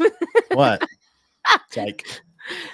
Stop it. I just brought up the 954-page appendix just in case for when we need it. Now I can't put it back. Go back there. That this panel instead dismissed the Gosney's petition for writ of prohibition suggests that perhaps it misapprehended the interrelationship of the two cases, and that one case is still ongoing and will not be remedied by the appeal in the other case. A writ is therefore necessary to forestall present impending injury caused. There we go. Passive-aggressive pause. I said it. Caused by a biased judge. There. That worked out. Who has already adjudicated material issues in a case that were not even before the court, and who has already expressed his opinion that the Gosneys and their attorney are untrustworthy and engaged in unethical, nefarious conduct. And see, he's kind of repeating himself just about every other paragraph, but it's necessary because it happens so often in such an important way. You've got to tell them again, and then tell them what you told them a third time. Yeah. Well, the motion for consolidation with this other case. On rehearing, an appellate court has the authority to consolidate related cases under review for opinion purposes. See this case here. The Gosney's direct appeal of the final order of April 18th, 2024, dissolving the injunction is pending in this court, and the initial brief is to be filed in mid-September. Oh, that's coming up. That's like next week. Between the overlap of facts and issues in the two related cases, as well as the larger constitutional concerns of due process and the right to an impartial tribunal, which are in play here, it is in the interest of justice for the court to rescind its preliminary dismissal of the petition for writ of prohibition, consolidate it for opinion purposes with a direct appeal in case number whatever, and consider both matters together. Great. So they want to consolidate these two cases and have the court hear them both. Sounds reasonable. That way you don't have to have two hearing dates for two cases involving the same people and essentially the same things. I hear dog panting. Yes, you do. I knew Jack's mom with the $2. What does it sound like when a gun goes off 3 times? Blam, blam, blam. Maybe. I don't know. Oh, hey, look, we get to mark off a square on bingo. Blam, blam, blam. Weird coincidence. I think I need to make a t-shirt that just says blam, blam, blam. With like a comic book background, you know, like with the like you would see in a Batman comic. Yeah. Kapow. And you can just know. People will just know. Yeah, that's a Levy County t-shirt. Yeah. Maybe it should say, "Welcome to Levy County." Oh, blam, dear. blam, blam. Oh, dear. Where are we here? Okay. Doing so, for one thing, would allow the court to fully appreciate the wholesale lack of support for the disparaging findings. Oh, I like this paragraph. If they consolidate the cases, this court would be able to fully appreciate the wholesale lack of support for the disparaging findings which Judge DeThomasis made against Attorney Shockett in the April 18th order, and that they are nothing more than the product of the judge's personal bias and antipathy towards this attorney that began months prior in Hales v. Preston. Yeah. Yeah, bring that up. Make sure they know to look at that case. Yeah. Motion for rehearing en banc. Decisional uniformity is so important that it is one of only 2 grounds for en banc review. The other involving cases of exceptional importance, Rule 9.331, Mitchell v. Brogdon. En banc review is the primary tool for reducing is it disparate or disparate? Big words. Check off big words. How do you say it? Disparate. Disparate. For reducing disparate results. Of course, I also say voir dire. As voir dire, the way God meant us to pronounce it. So, you know, take my Utah pronunciations with just a little grain of salt. Okay, well, I don't use the word disparate very often, so I don't know how to say it. En banc review is the primary tool for reducing disparate results within a large appellate court arising from randomized panel assignments and specifically utilized for interdistrict conflicts. On August 7th, 2024, a panel of this court rendered its decision in the original proceedings of Hales v. Preston and issued a writ of prohibition against Judge Craig DeThomas's for the How did we unlawful... miss that footnote? Oh, I don't know. Where was it? I don't know. Anyway, Judge DeThomas's findings regarding attorney Randall Shockett in his April 18th, 2024 order were of such a repugnant nature that they could potentially end any attorney's career if they were true. That's true. Correct. If you're setting up an opponent to be thrown in jail, if you're fabricating grounds for a violation of a protective order that will send someone to jail, that's a disbarable offense. Yes, it is. All right, so they rendered the decision in the original proceedings of Hales v. Preston, this same court here, and issued a writ of prohibition against Judge Craig DeThomas's for, quote, the unlawful exercise of judicial functions, which are very similar to those which occurred in this case. Attorney Randall Shockett is also lead counsel in Hales and bore the brunt of Judge DeThomas's repeated and unfounded castigations until the judge was removed from the case by a panel consisting of Judge Bilbrey, Nordbay, and Tannenbaum. In other words, the good judges. Yes. Those of you who are Smart reasonable. The smart ones. Smart judges.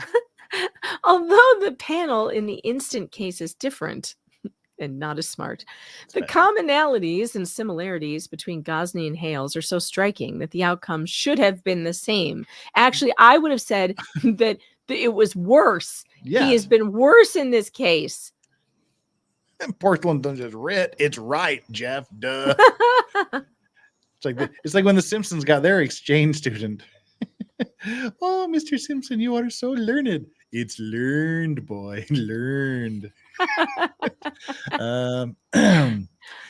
In Hales, the panel found that Mr. Hales, quote, demonstrated a sufficient basis for disqualification in possibly his second, but certainly his third motion. Hales' third motion to disqualify, written by undersigned counsel, encompassed and detailed certain issues concerning inter alia, Latin, for among other things. Oh. Mark off Latin. I can get Latin now.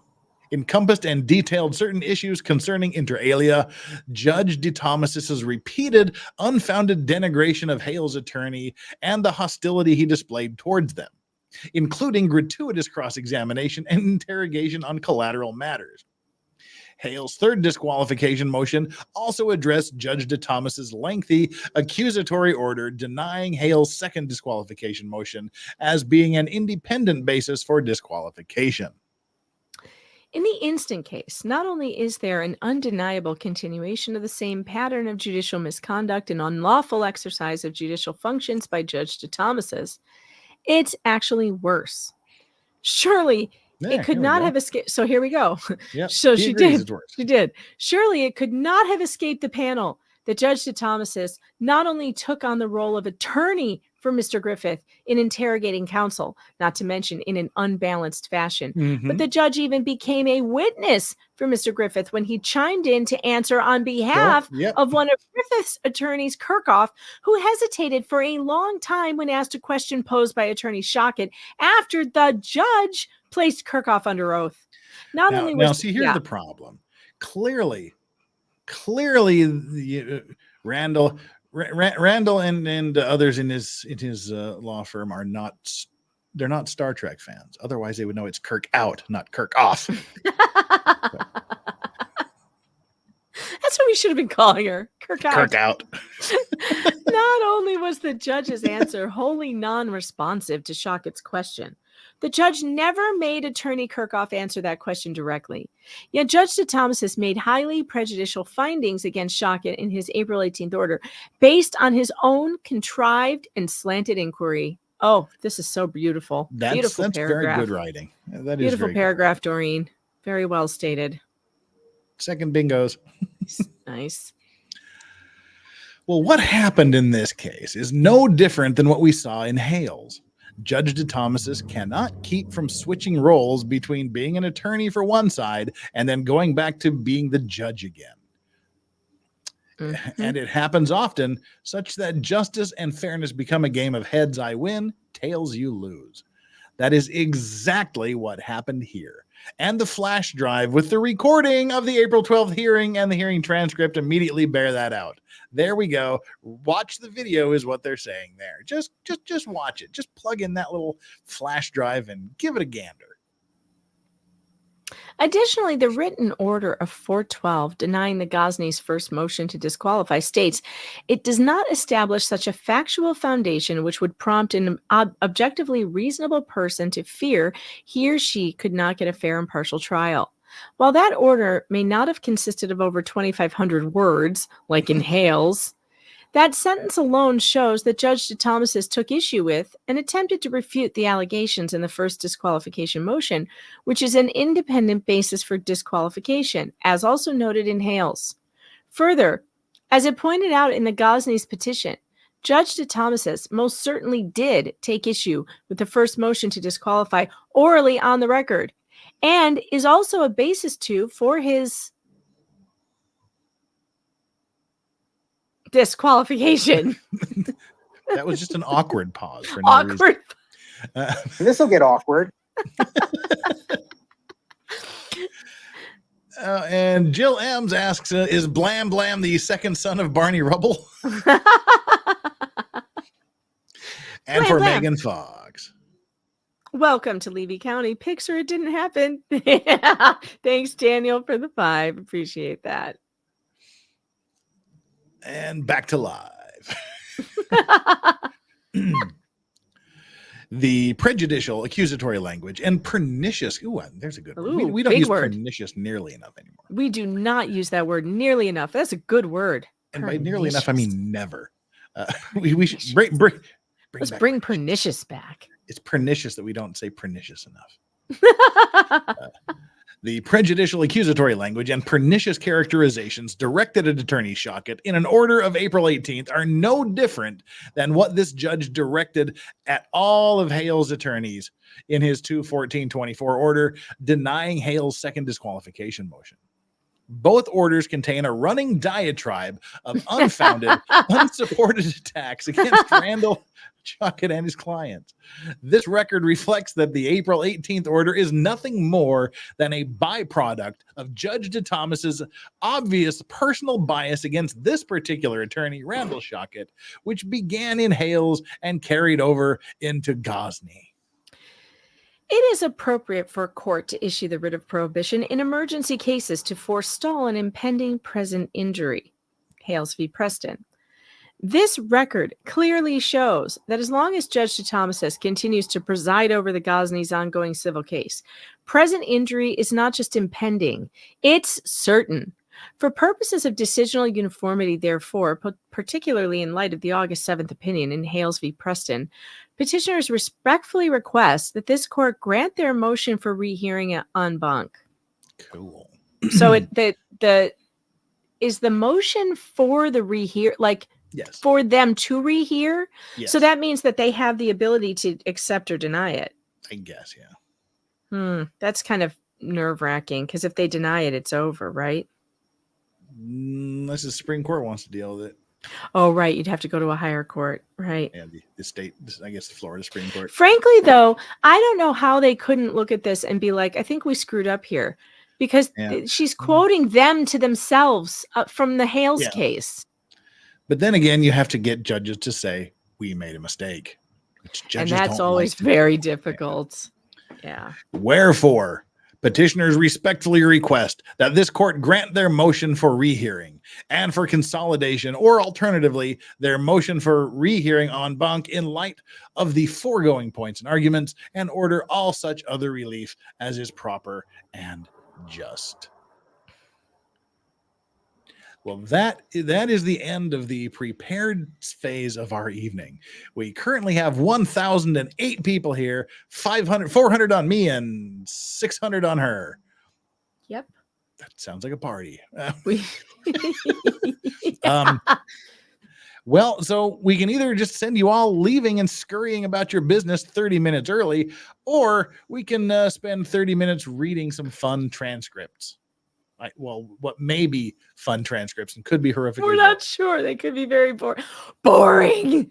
Boring. And there's All right, only 954 pages to choose from. While you in the chat figure this out, the court's going to take a comfort break. Awkward pause. Oh, look, Yoda's running in his sleep. All right, Peep. What do you think? If you want to hear us, I guess what we would be reading would be transcripts from a. Let's scroll down here and see what it is. It would be transcripts of an injunction hearing before the Honorable James T. Browning, acting circuit judge. So this would be the hearing regarding the injunction order itself. Probably the hearing that to make the temporary order permanent. So if you want to hear that, put a 1. If you want to just go away, put 2. Put a 2 in chat. One to do the 30 minutes of transcript reading, and 2 just to go away.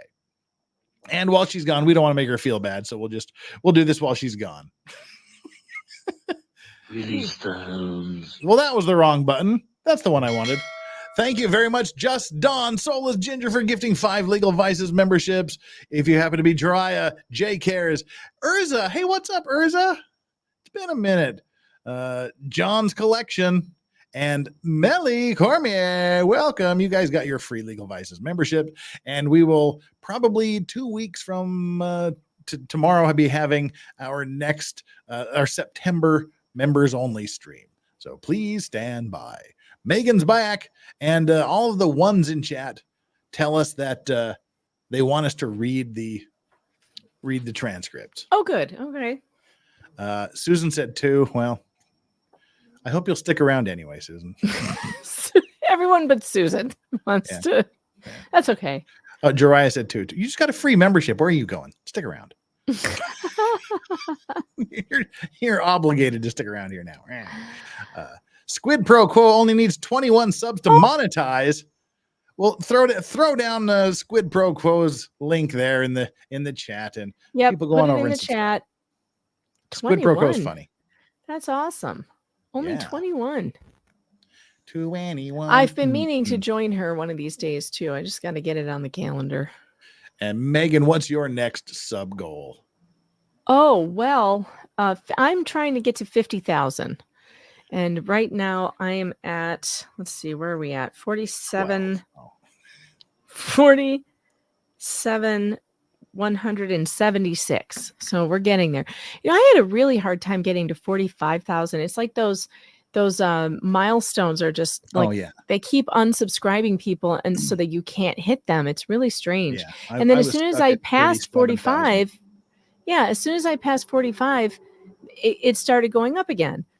And it's been going up pretty steadily. So we'll see if we can get to 50. That would be great. So if you haven't subscribed, do it. Get Megan to 50K. Denise Sells, who's been a member for 4 months, says, please pin Doreen's article. Oh, I actually don't have it on my computer. Do you, Jeff? I have it on my phone. I have it on my, I don't have the link to the article. I just have the article.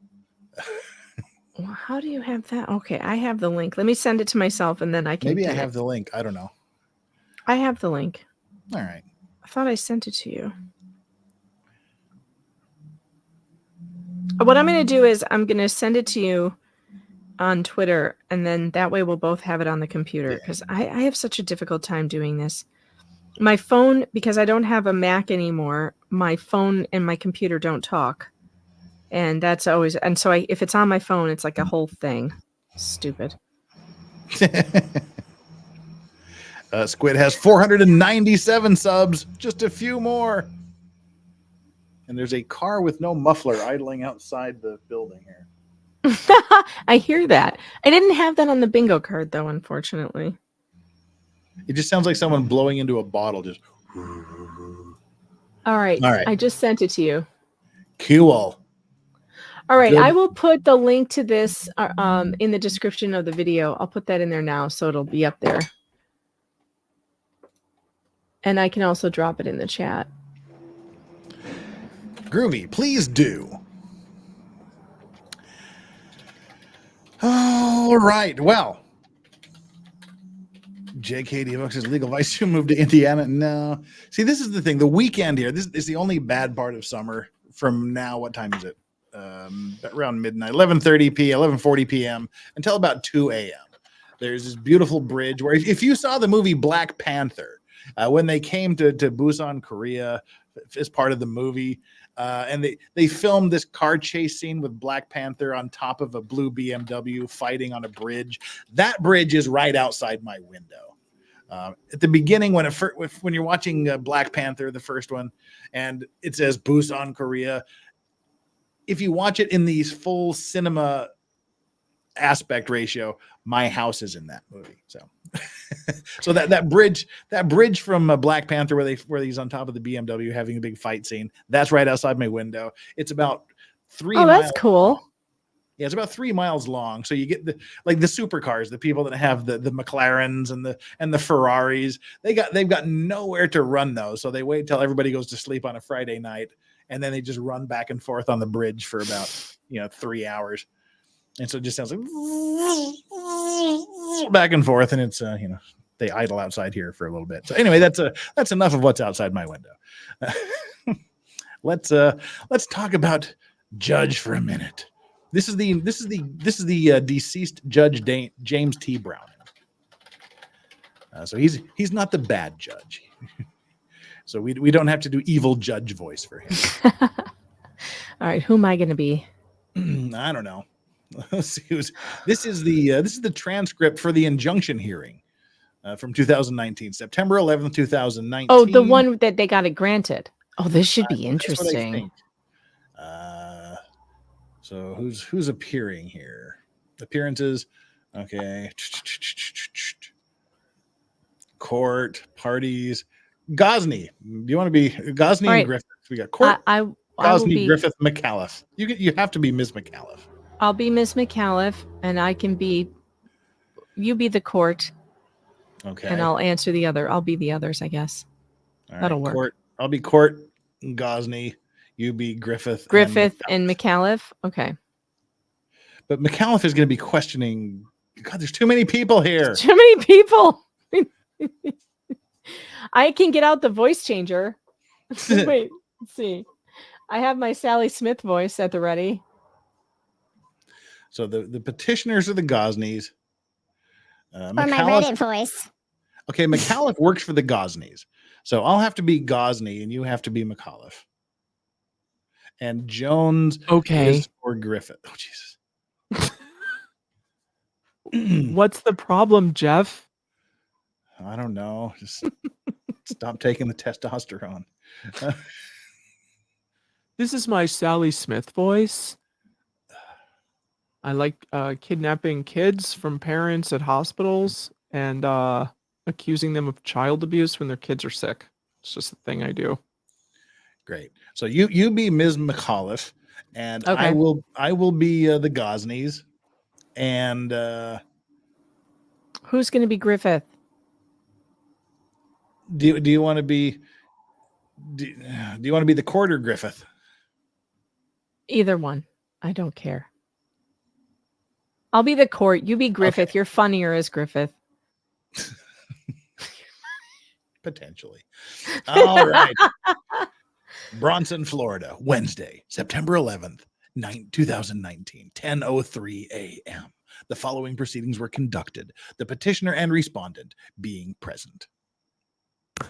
Next case the court's going to call is William Gosney versus Philip Griffith. And again, counsel, if y'all want to use the table, that's fine, versus the podium, y'all can have a seat, that's fine. Anyone who may be testifying today, raise your right hands, please. Oh, that's a lot of people. Okay, that's really weird. That's really, really weird, but all right. Should I be Joe Biden instead? Because that was really funny. No. You don't want Judge Biden? Why ever not? Come on, Jack. Just awkward. Please read the court here. All right. Are you Mr. Gosney? Oh, you're not going to do the court voice? You said it was weird. Well, that doesn't mean don't do it. Oh. Okay. That's weird. Are you Mr. Gosney? I am, Your Honor. And your name, ma'am? Brenda Gosney. And your name, sir? Phil Griffith, motherfucker. Your Honor. Did any other counsel? Is there pending criminal charges in this case? Here, Ms. McAuliffe. Yes, Your Honor. The state of Florida filed a couple days ago aggravated assault with a deadly weapon, improper brandishing firearm. So the charges have been filed? Correct, Your Honor. And it's Miss McAuliffe? Is it Mr. Jones? Yes, Your Honor. And your client's aware of his Fifth Amendment, I'm sure. That's correct, Your Honor. The right to remain silent? Okay, that's probably why he didn't raise his hand. Thank you. And I would like to ask the court to take judicial notice of the court file in 19 CF 566. Or was that Miss McAuliffe 19 CF 56? CF 566. Don't interrupt me. Was that 19 CF 566? Wow. Yeah, yes, Your Honor. Wow, we're off to the races with this judge. Jeez. Thank you. I don't say that to interrupt you. I say that because it'll break my train of thought and I won't hear what you said and then you won't hear what I said. Yeah, yes, Your Honor. I understand. And it doesn't help the court reporting when they try to type it up. Yes, ma'am. Give me just a second to read this. Okay, Miss McAuliffe, beyond the facts as contained in the petition, what I don't want to do is go from, well, we don't need to reinvent the wheel. I see what's Mr. Gosney is everything that's contained in this petition true and correct to the best of your knowledge. Yes, Your Honor, it is. Okay, you don't have to stand up, that's fine. Is there anything additional to the petition that you want me to consider?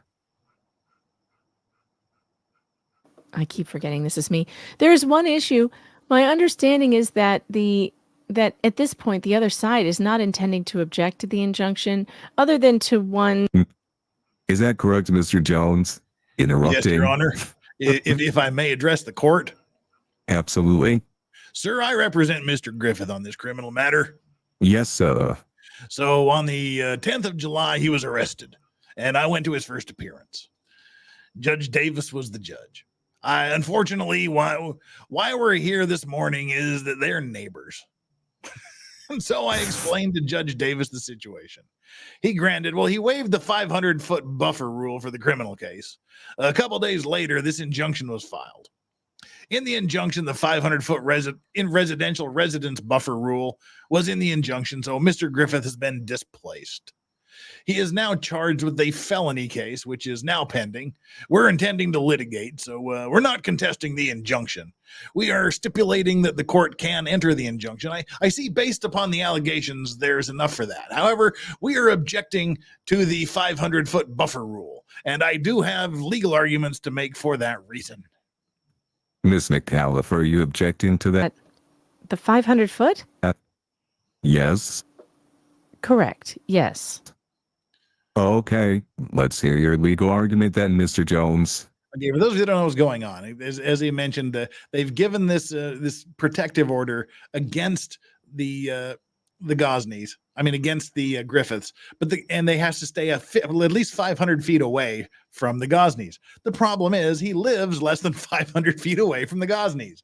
So his lawyer wants to get an exception to the 500-foot rule so that he can live in his own house next door to the Gosneys. And here's his arguments. What was that noise? That was almost Muppet voice. It almost.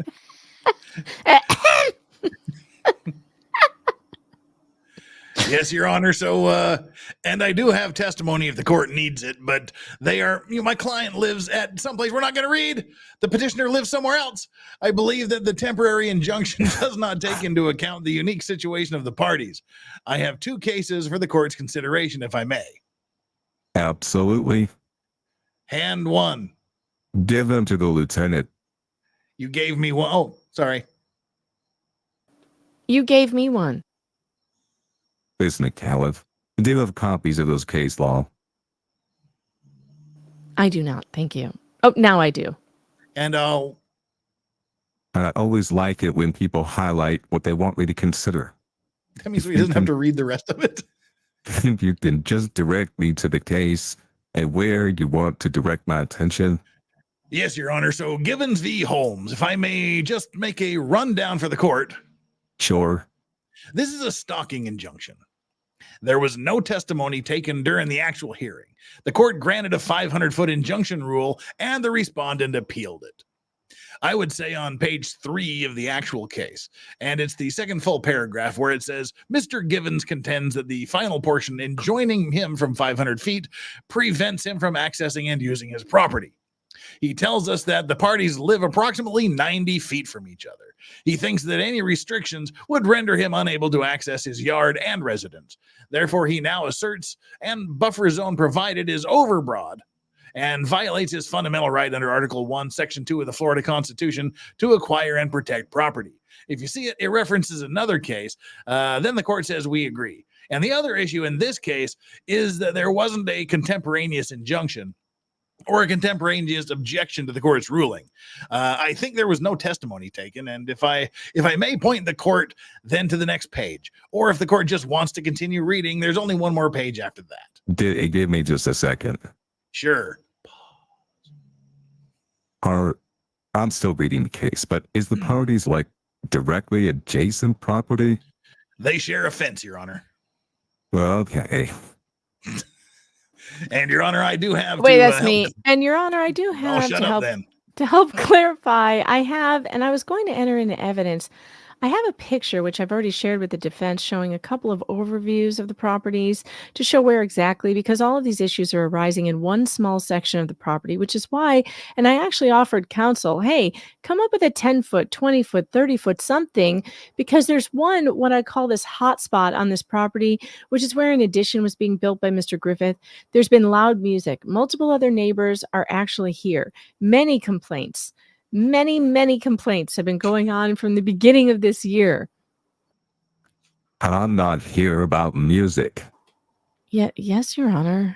And I'm going to object, Your Honor. She's had time to amend her complaint, and that's a separate issue. Yes, we're addressing what we're here today, but there's one section in the house. And it's in the back corner. Okay, and I'll pass it to the deputy. Sustained. Just let me see the pictures. Yes. Have you had a chance to review them, Mr. Jones? This is like watching Sybil. It's like the three faces of Megan. I went to theater school for this. Now, I don't remember her providing them, Your Honor, but Go ahead. If I may just have a... Yes? And if you have pictures, Mr. Jones, that... Yeah, I think they show... You want me to take a look at, I'm happy. Well, yeah, and just the color photographs. And I'm going to give counsel a copy as well. This is pictures from my client's property, just so the court can have... Okay, okay. The two black and white ones. Miss McAuliffe, you're black and white. What? I think there may be an error in the transcript. She's like, the black and white ones. He's like, you're black and white. That's what my teenagers say to each other. Like, your mom's black and white. You know? Like, what the hell? Oh, God. Mr. Jones, you're the color photos.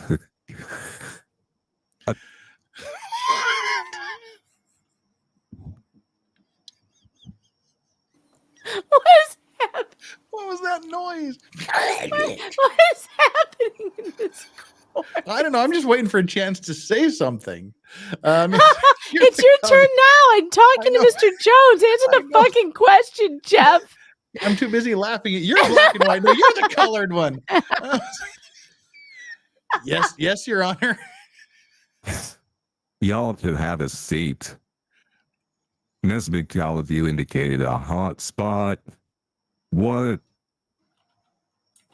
Yes, yes. If you look at where the addition is on the back side of the house you can see a partially built addition right by the swimming pool. Is that the respondent's house?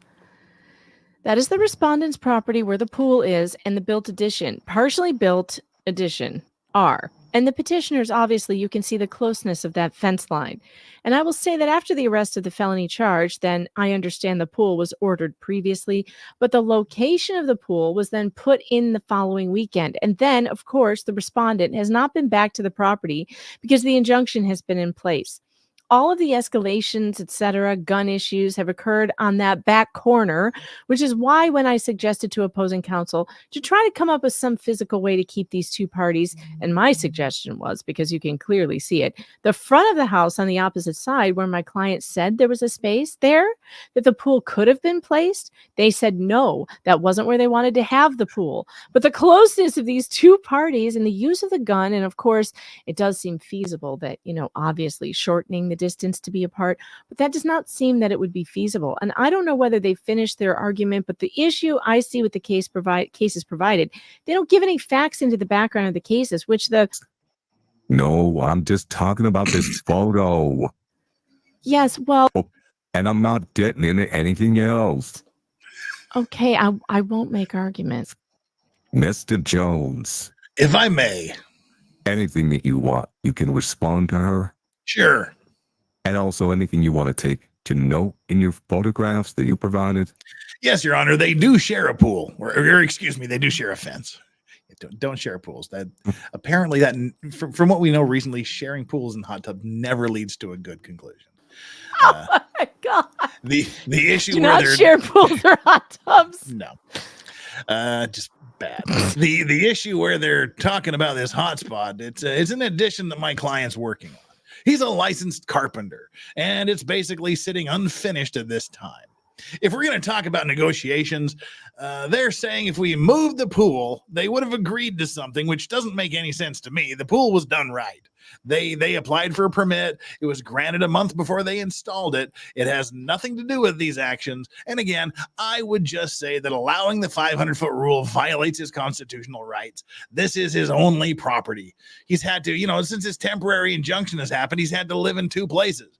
And so not only that, it's a financial hardship. Their house is unfinished, and he has to pay 2 rents, Your Honor, which is why you're making, we're lodging the objection. And additionally, he has not violated the court order in the... That's what I'm about to look up. In the felony case. Now, let me say for the court, just to be upfront with the court, when he was served with the initial injunction, the deputy, apparently my client didn't read it. Oops. He stayed at his home. The deputy that served it to him did not tell him. Later, I believe the petitioner called when they saw him in the backyard. The police showed up, and if you can see, there's a misdemeanor case pending. They said he immediately grabbed his clothes and left, and has not been back to the property since. Additionally, the petitioner has multiple security cameras that do have both audio and visual recording ability that is trained on my client's property at all times. So I just want to let the court know about that as well, because I don't think that's in the petition. And hold on a second. I'm looking at something else on my computer. I don't think this judge likes her very much. Mr. Jones, how long was it that your client had stayed there unaware of the 500-foot rule? I think, if I may, Your Honor. Sure. It was the same day, Your Honor. Same day? It was the same day, Your Honor. He was not arrested when the deputies saw him. They gave him a notice to appear. And does either counsel, Mr. Jones, do you know whether your client has any previous criminal history? He has none, Your Honor. None.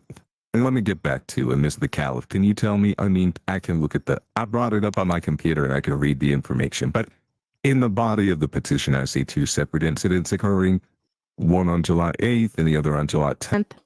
Yes, Your Honor. Or is there 1 count or 2 counts as it relates to different days? In regard to the criminal case? Yes, ma'am. The criminal case is to the incident on the 10th specifically. Okay, Mr. Jones, as law enforcement, what's the I'm sure the first appearance, without looking at it, said there's a don't possess any weapons or firearms. What's the status of your client's firearms? They've been removed. They're with a friend, Your Honor. They're not in his possession. And Your Honor, there was also a BB gun. I've instructed my client to take that out of the house as well. So there are none of those as well. And you provided me with 2 cases. Smith v. Walker. What do you want me to consider on that? That one, Your Honor, the court ordered. And did you highlight it? I didn't look.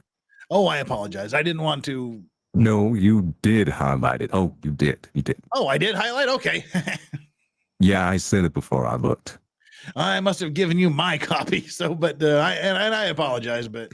Do you need your copy back? No, Your Honor, but basically the court ordered the respondent to stay off his driveway. And the ruling by the appellate court was that it prohibited the respondent by exercising lawful activities on his own property. And thus that restriction on his property was improper. So we also think that case applies in this as well, Your Honor, because he's not only living at his house, but he's doing improvements on it too that he will not be able to do, which are lawful. Do either one of these cases that provided me, and I haven't read the entire case, and it probably will take a few minutes to go back to my chambers and read them. Does either of them have the underpinnings of a criminal charge against the defendant or respondent? Not that, well, I don't think so, Your Honor. I mean, let me say that I don't know. Okay. Because they're yes, I'm not. I don't have that answer for you. And then if before the court would consider, can I make just a comment about the 2 cases? I'm just looking at them myself right now, but the distinction that I clearly see is that the court has got very broad parameters, especially in injunctions, because you're looking at the safety of the petitioners here. And the courts are being informed that injunctions to be specifically tailored to each case, to not infringe upon conduct that does not produce harm sought to be avoided. And I would say that in this case, we should be following the statute to the letter, because I mean, there's no more egregious conduct, that an escalation to the point where, firearm has been used. There has been threats, multiple threats. And they're conceding that there is obviously the need for this. And these Megan, do me a favor. Mm-hmm. Read that last sentence with your Trump filter. But it sounds so bad on me. I actually don't even have it on the stream deck because it doesn't sound like him. You should you should do it. Well, I don't have my board anymore because I've upgraded to the Rodecaster. But anyway. I don't use it because it doesn't sound anything like him, and it just sounds weird. That would be good. It's like there have been threats, multiple threats. Multiple threats. All right, continue, please. And they're conceding that there's obviously the need for this, and these 2 incidents do at least, and there were other incidents, but these 2 meet the requirement for that, which is why they're conceding. And my position would be that it's up to the court to make the determination. And one concern that my clients have, that when the respondent becomes out of control, he gets very agitated. And right now, he's got the felony case hanging over him, which they, seem to be the cause of. So they are very concerned about retaliations. And I would also point out that someone who's served by a deputy with an injunction telling you, clearly coming from a court, something very strict, that you don't read it, and it very clearly says you have to leave and ask for clarification from the deputy, that you simply go, he doesn't read it. So our position is that we actually have, didn't want to go through, and I understand that's why they conceded with the testimony from all these parties. But there were several complaints made prior to with what they believe were the right channels, and they didn't have. Can anybody hear the dog snoring? Oh crap! I missed the dog snore. No, well, if you'll stop talking and listen. No. There it is. I heard it. Okay. I hear it, so that's all. Mark off dog snore on your bingo card. Dog snore. All right, Your Honor. Again, I'm going to object on this. This is improper. I think what's in front of the court right now is the petition, and so again, she's alleging other things that I think are not covered by the petition. It's in the petition. Overruled. Yeah, The petition clearly says that code enforcement and law enforcement were previously called, and they get to this point of escalation when actually now we end up with an arrest and potentially could have been, gunshots and injuries to parties being my clients. So I would say that this is clearly in these two cases, while they remove the 500-foot injunction on these, we don't know if there was texting. If there was, too many texts, we don't know anything about the underlying cases, and we certainly don't see anywhere that it says there was a criminal case involved with firearm also involved. Any response, counsel? Well, just to go back to my earlier argument that Judge Davis heard the allegations, Your Honor, and he still waived the 500-foot rule. The criminal judge did that. Initially, there have been no allegations of contact between my client and their client. And so I want to make that clear to the court. Okay, so Judge Davis waived the 500-foot rule. Yes, and so after he actually was released on his own recognizance. After he was released, he went back to his house and lived there until he had to leave once he found out about the 500-foot rule. And even in those days, once upon a time, he still was able to install the pool. Which apparently the petitioners have a problem with, without any problems with the petitioners. So that's what I'm saying is if they're making this argument that they don't know what he's going to do, this case has been pending for 2 months and there's been no contact. And he's been at the house for 2 months. No, Muppet voice, no. He left after the injunction, mother. Oh, no, he left after the injunction. So he has not been at the house since he's been. Was that the one day you said he was there and there was? Yes, but the injunction, he wasn't served with the injunction until I think 5 or 6 days afterwards, correct? Okay. Everyone in the background, don't nod your head in affirmation or nod your head and disagree. Let me focus on what Mr. Jones is telling me. The injunction was dated 7/15, Your Honor. He was released from jail on the 11th. And assuming he was served that same day, so he was there a matter of like 4 to 5 days, and there were no allegations of contact because he was following the court's order. Was that an oral pronouncement by Judge Davis? Because I just see no contact. I also have nothing. On the first appearance order. It was an oral pronouncement. Yes, Your Honor. And I've received nothing supporting that. Well, it's all recorded, so I can certainly go back and look at it. That was August the 11th. He was first appeared. Yes, Your Honor. Was that in Gainesville? It was in Gainesville. I believe it was a Saturday or was a holiday or something. I forget off the top of my head. What I'm going to do is I'm going to take a few minutes to read these 2 cases, and then I'll come back and I'll take a look at the first appearance recording. So anything additional you want me to consider? No, Your Honor, and the court's going to review the cases. I just want to say whether or not they're criminal cases, it speaks to injunctive relief, which is I understand what they're asking for today, and so they're applicable. Is there anyone else? What's the nature of the testimony that your witnesses or do I not need? I was anticipating just depending on what they were going to provide testimony to. But if this is all that's going to happen, we're not going to call those witnesses, Your Honor. Okay, anything additional from either side? And don't repeat what you already said. Anything? Miss McAuliffe? Yes? Are you mulling that? No, Your Honor. I just sort of... Okay. Well, I just wanted to, for the court's consideration, there's a 6-foot chain link fence between the parties. My client or my client's wife has already a wrap that would go on the fence to make it that it would not be see-through, Your Honor. They can't, because of their monetary situation about being in 2 households and my client is disabled, they can't just put up a 10-foot privacy fence right now. That's just not, but they're trying to make any effort possible. They've already ordered that, and they intend on installing that when it gets here. The one thing, before I leave the bench and I read the cases again and review the first appearance, can you address the allegation, if this is a kind of repetitive pattern of behavior? Oh, I think that we have. I think that this is one of those neighbor disagreements, Your Honor, that's been escalating, and I think it's on both sides. I think that unfortunately for my client, he's been arrested.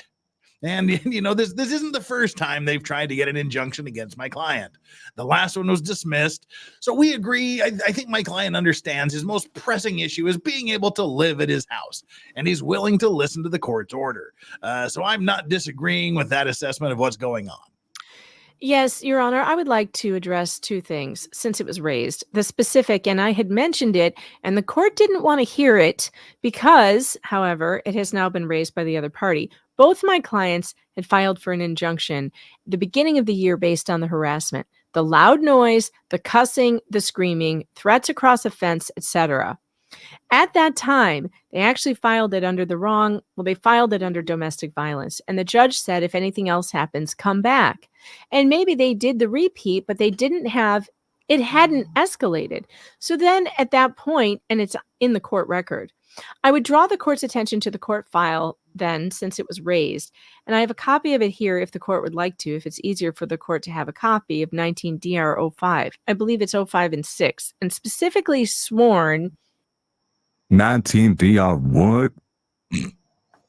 Yes, DR 05 and DR 06. And that was January the 2nd. January 1st and 2nd, two incidences where the petitioner had sworn statements. They were threatened violence against yelling, shoot at the security cameras 3 times. Those were the threats that they would bring the family to beat them up, screaming at them with the loud noise, poisoning, saying they're poisoning the plants, threats outside the bedroom window. We remember that. We saw that video. And the sheriff was called several times. This was back in. Was that withdrawn or denied? Say it again?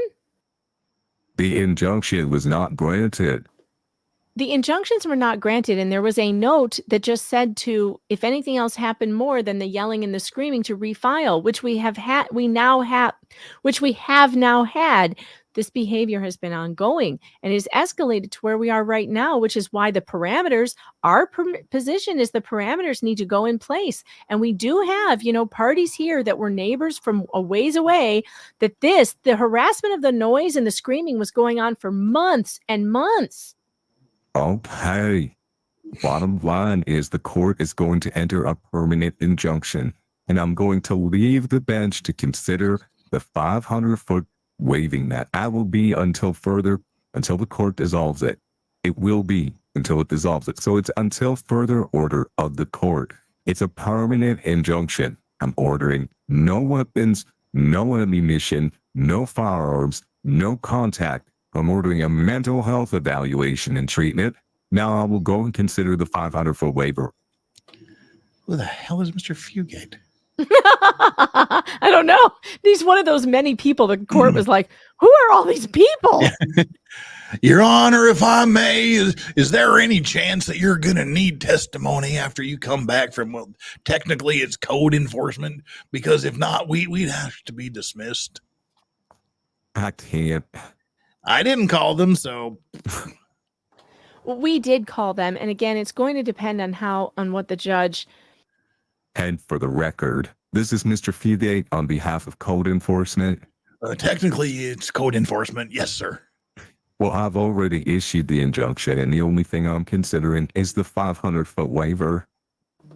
My position would be that I know me and you, we've talked. They have a lot going on. If needed, then I could do a modification. I could do something else to bring it back if I had to bring him back, but not to keep him here the rest of the morning. You don't need him here this morning, correct? Yes, thank you. Thank you, Your Honor. Excused. We will be in recess while I review this. How much longer do we? I don't know. 29:30. How much longer do we have? Okay, we've only got. It's almost done. We're almost done. This is the first transcript reading here. Wow, I'm proud of us that we got through it. Okay, we're back on record.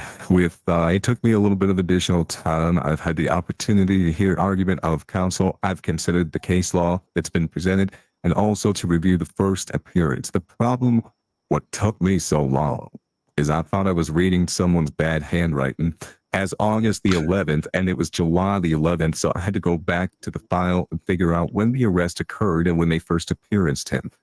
As Mr. Jones indicated correctly, Judge Davis did waive the 500-foot rule, so the court is waiving the 500-foot rule. You can live at your house, Mr. Griffith.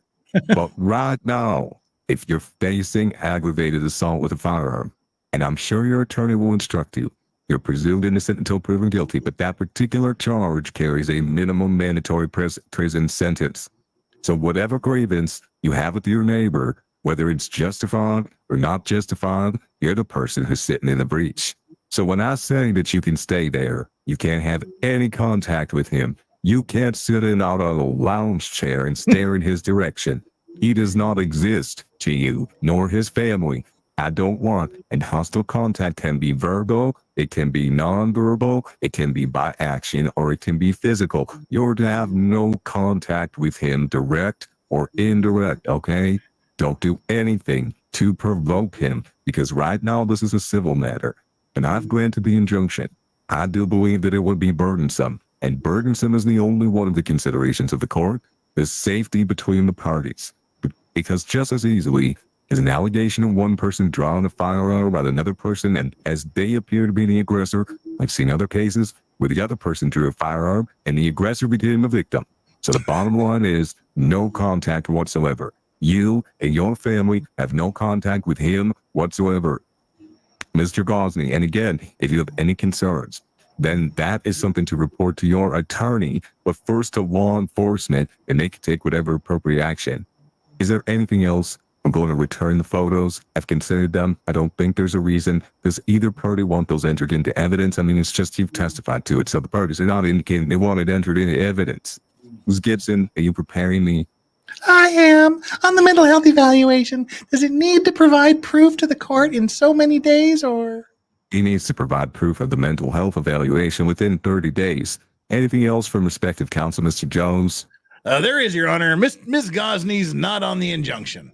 We're a little concerned that they're going to refile an injunction under her name and then get this other ruling, and then we're going to fight this out again. So in lieu of that, we're willing to add her to the injunction. I don't know if it's a little unorthodox, Your Honor, but I know they wanted. Oh, hold the phone. So she did file. Well, unless it's objected to. Well, to add someone to an injunction is seldom objected to. Yes, and that was my request to the other side, that they had not objected if we would agree to the 500-foot ruling. My clients don't want to do that. So obviously, yes, that was a question we had for the court. Well, okay then. Yes. I just think we will put Miss Gosney also on the injunction. What's your first name, ma'am? Brenda. Brenda. Yes. Okay, and I think the spirit and intent of the injunction was certainly encompassed, Miss Gosney. And we just don't want to have another hearing, and I think it's okay. And you're agreeing to it? Yes, Your Honor. Okay. That's right, Mr. Griffith.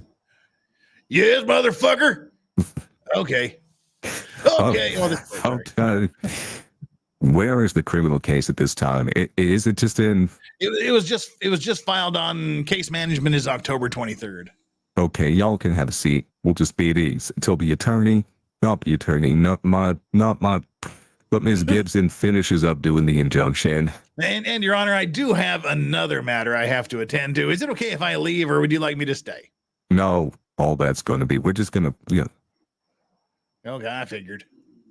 Give your client that you might want to go over it with him at the appropriate time.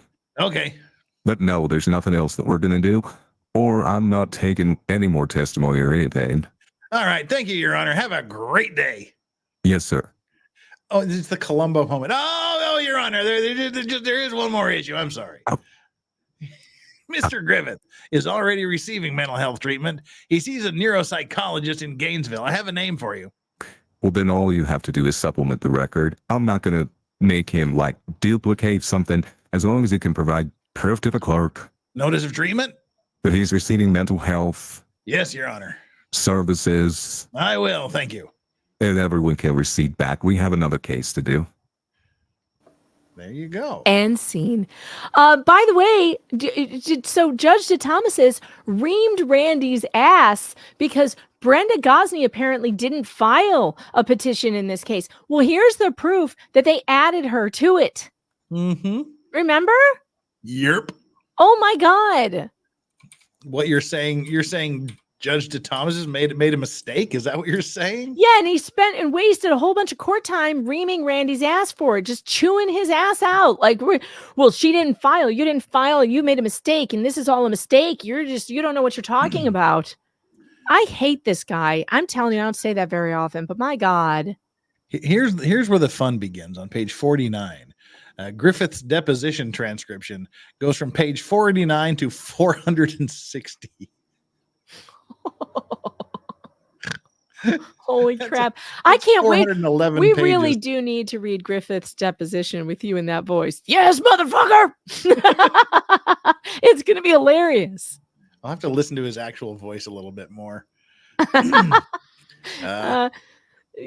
People, listen, we had a lot of people. We still have almost 1,000 people. We've got 935.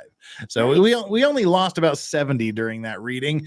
So so from that, I'm going to assume that at least both of our chats were at least mildly amused by the reading of the transcript. I know I couldn't look at the chat, and I will have to go back later and see what the reactions were, because it's hard to do that, especially when you're doing two different voices and also see the chat. And I've just noticed I'm still talking like this for some reason. At least it's not your Elaine voice. Lindsay's like, I'm late. I was like, who's this dude? Oh, that's just Megan. Somebody said I sound like a well-hung black man. Wow. Okay.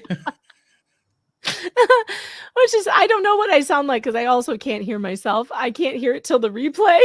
So I have no idea what it sounds like. Oh, it's terrible. Stars, Megan, sure we're it's just listening awful. to you and talking food. Oh. Well, it seems like people, they stuck around. I'm sure they're wondering what the hell they're sticking around for, but hey, they stuck around.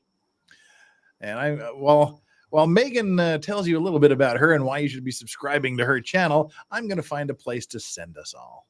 All right. Well, come on over and visit me over at my channel, Megan Fox Writer, on YouTube. I'm also on Rumble. Megan Fox Investigates over there. meganfox.locals.com. You guys can find me over there. I am going to be covering in the next couple of, next week probably, we'll be covering more of the Laura Owen saga. There's police body cam footage to get through for the FBI wellness check call that was made on her when she reported Dave Neal to the FBI. She told them that he made her want to unalive herself.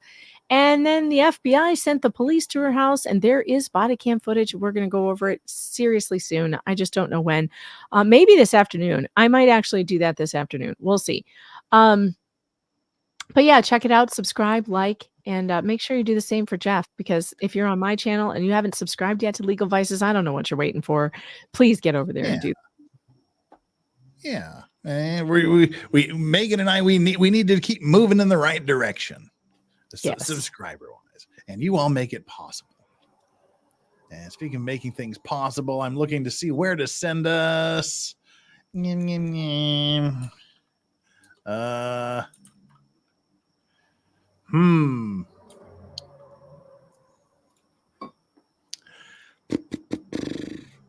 Oh, can't send you to AV to the 7th power. She doesn't have her permissions. Nick's on. Nick Staro's on. There's a lot of people streaming right now. Nick's doing Young Thug. I don't see him. There's so many people here. We've got Broken Baker. We've got Cat Not Williams. There he is. We haven't seen all right. Well, I only see Nicholas. I see Nicholas Starro, so I'm going to send my chat over there because I don't see anybody else other than Nick. I don't know why. Sometimes this is it's weird. Sometimes I see who's live and sometimes I don't. So just go tell Santa Claus that we said hello. Yeah, I'm going to send you over there too. So how many people do you have watching him right now? Nick Starro. He's currently got a few people watching him. And by a few, I mean 74. He hopefully give him he'll have about 900 here in just a second. That'd be fun. Oh, give him a thrill. That'll be fun. If all of you go over there, we came very, very close to a blackout. We only three were missing. We didn't get a Yoda side eye. Wait a minute. Let's see. Hey, Yoda. Hey. Oh no! Hey, waking him up. Yoda. There it is. There it is. Sorry for kicking you in the head. You can go back to sleep now. He's like, what? What the hell? I'll give you a snack, okay, buddy? I'll give you a snack. You want a snack too? Straws, okay. Dog bark. Bark dogs. They just don't bark. And a recitation of the record. We were 2 away. We were 2 away. You're so cute. All right. Well, you can sleep on the bed tonight, you two, because you were good. All right, we're gonna head on over there. So, what's coming up is I was supposed to be having an unexplained stream with Flux and Danny on direct at 9 p.m. Eastern on Friday, but I have an emergency work. 2 ships went bump yesterday, and I got to go interview crew members all damn day on Saturday. Yay.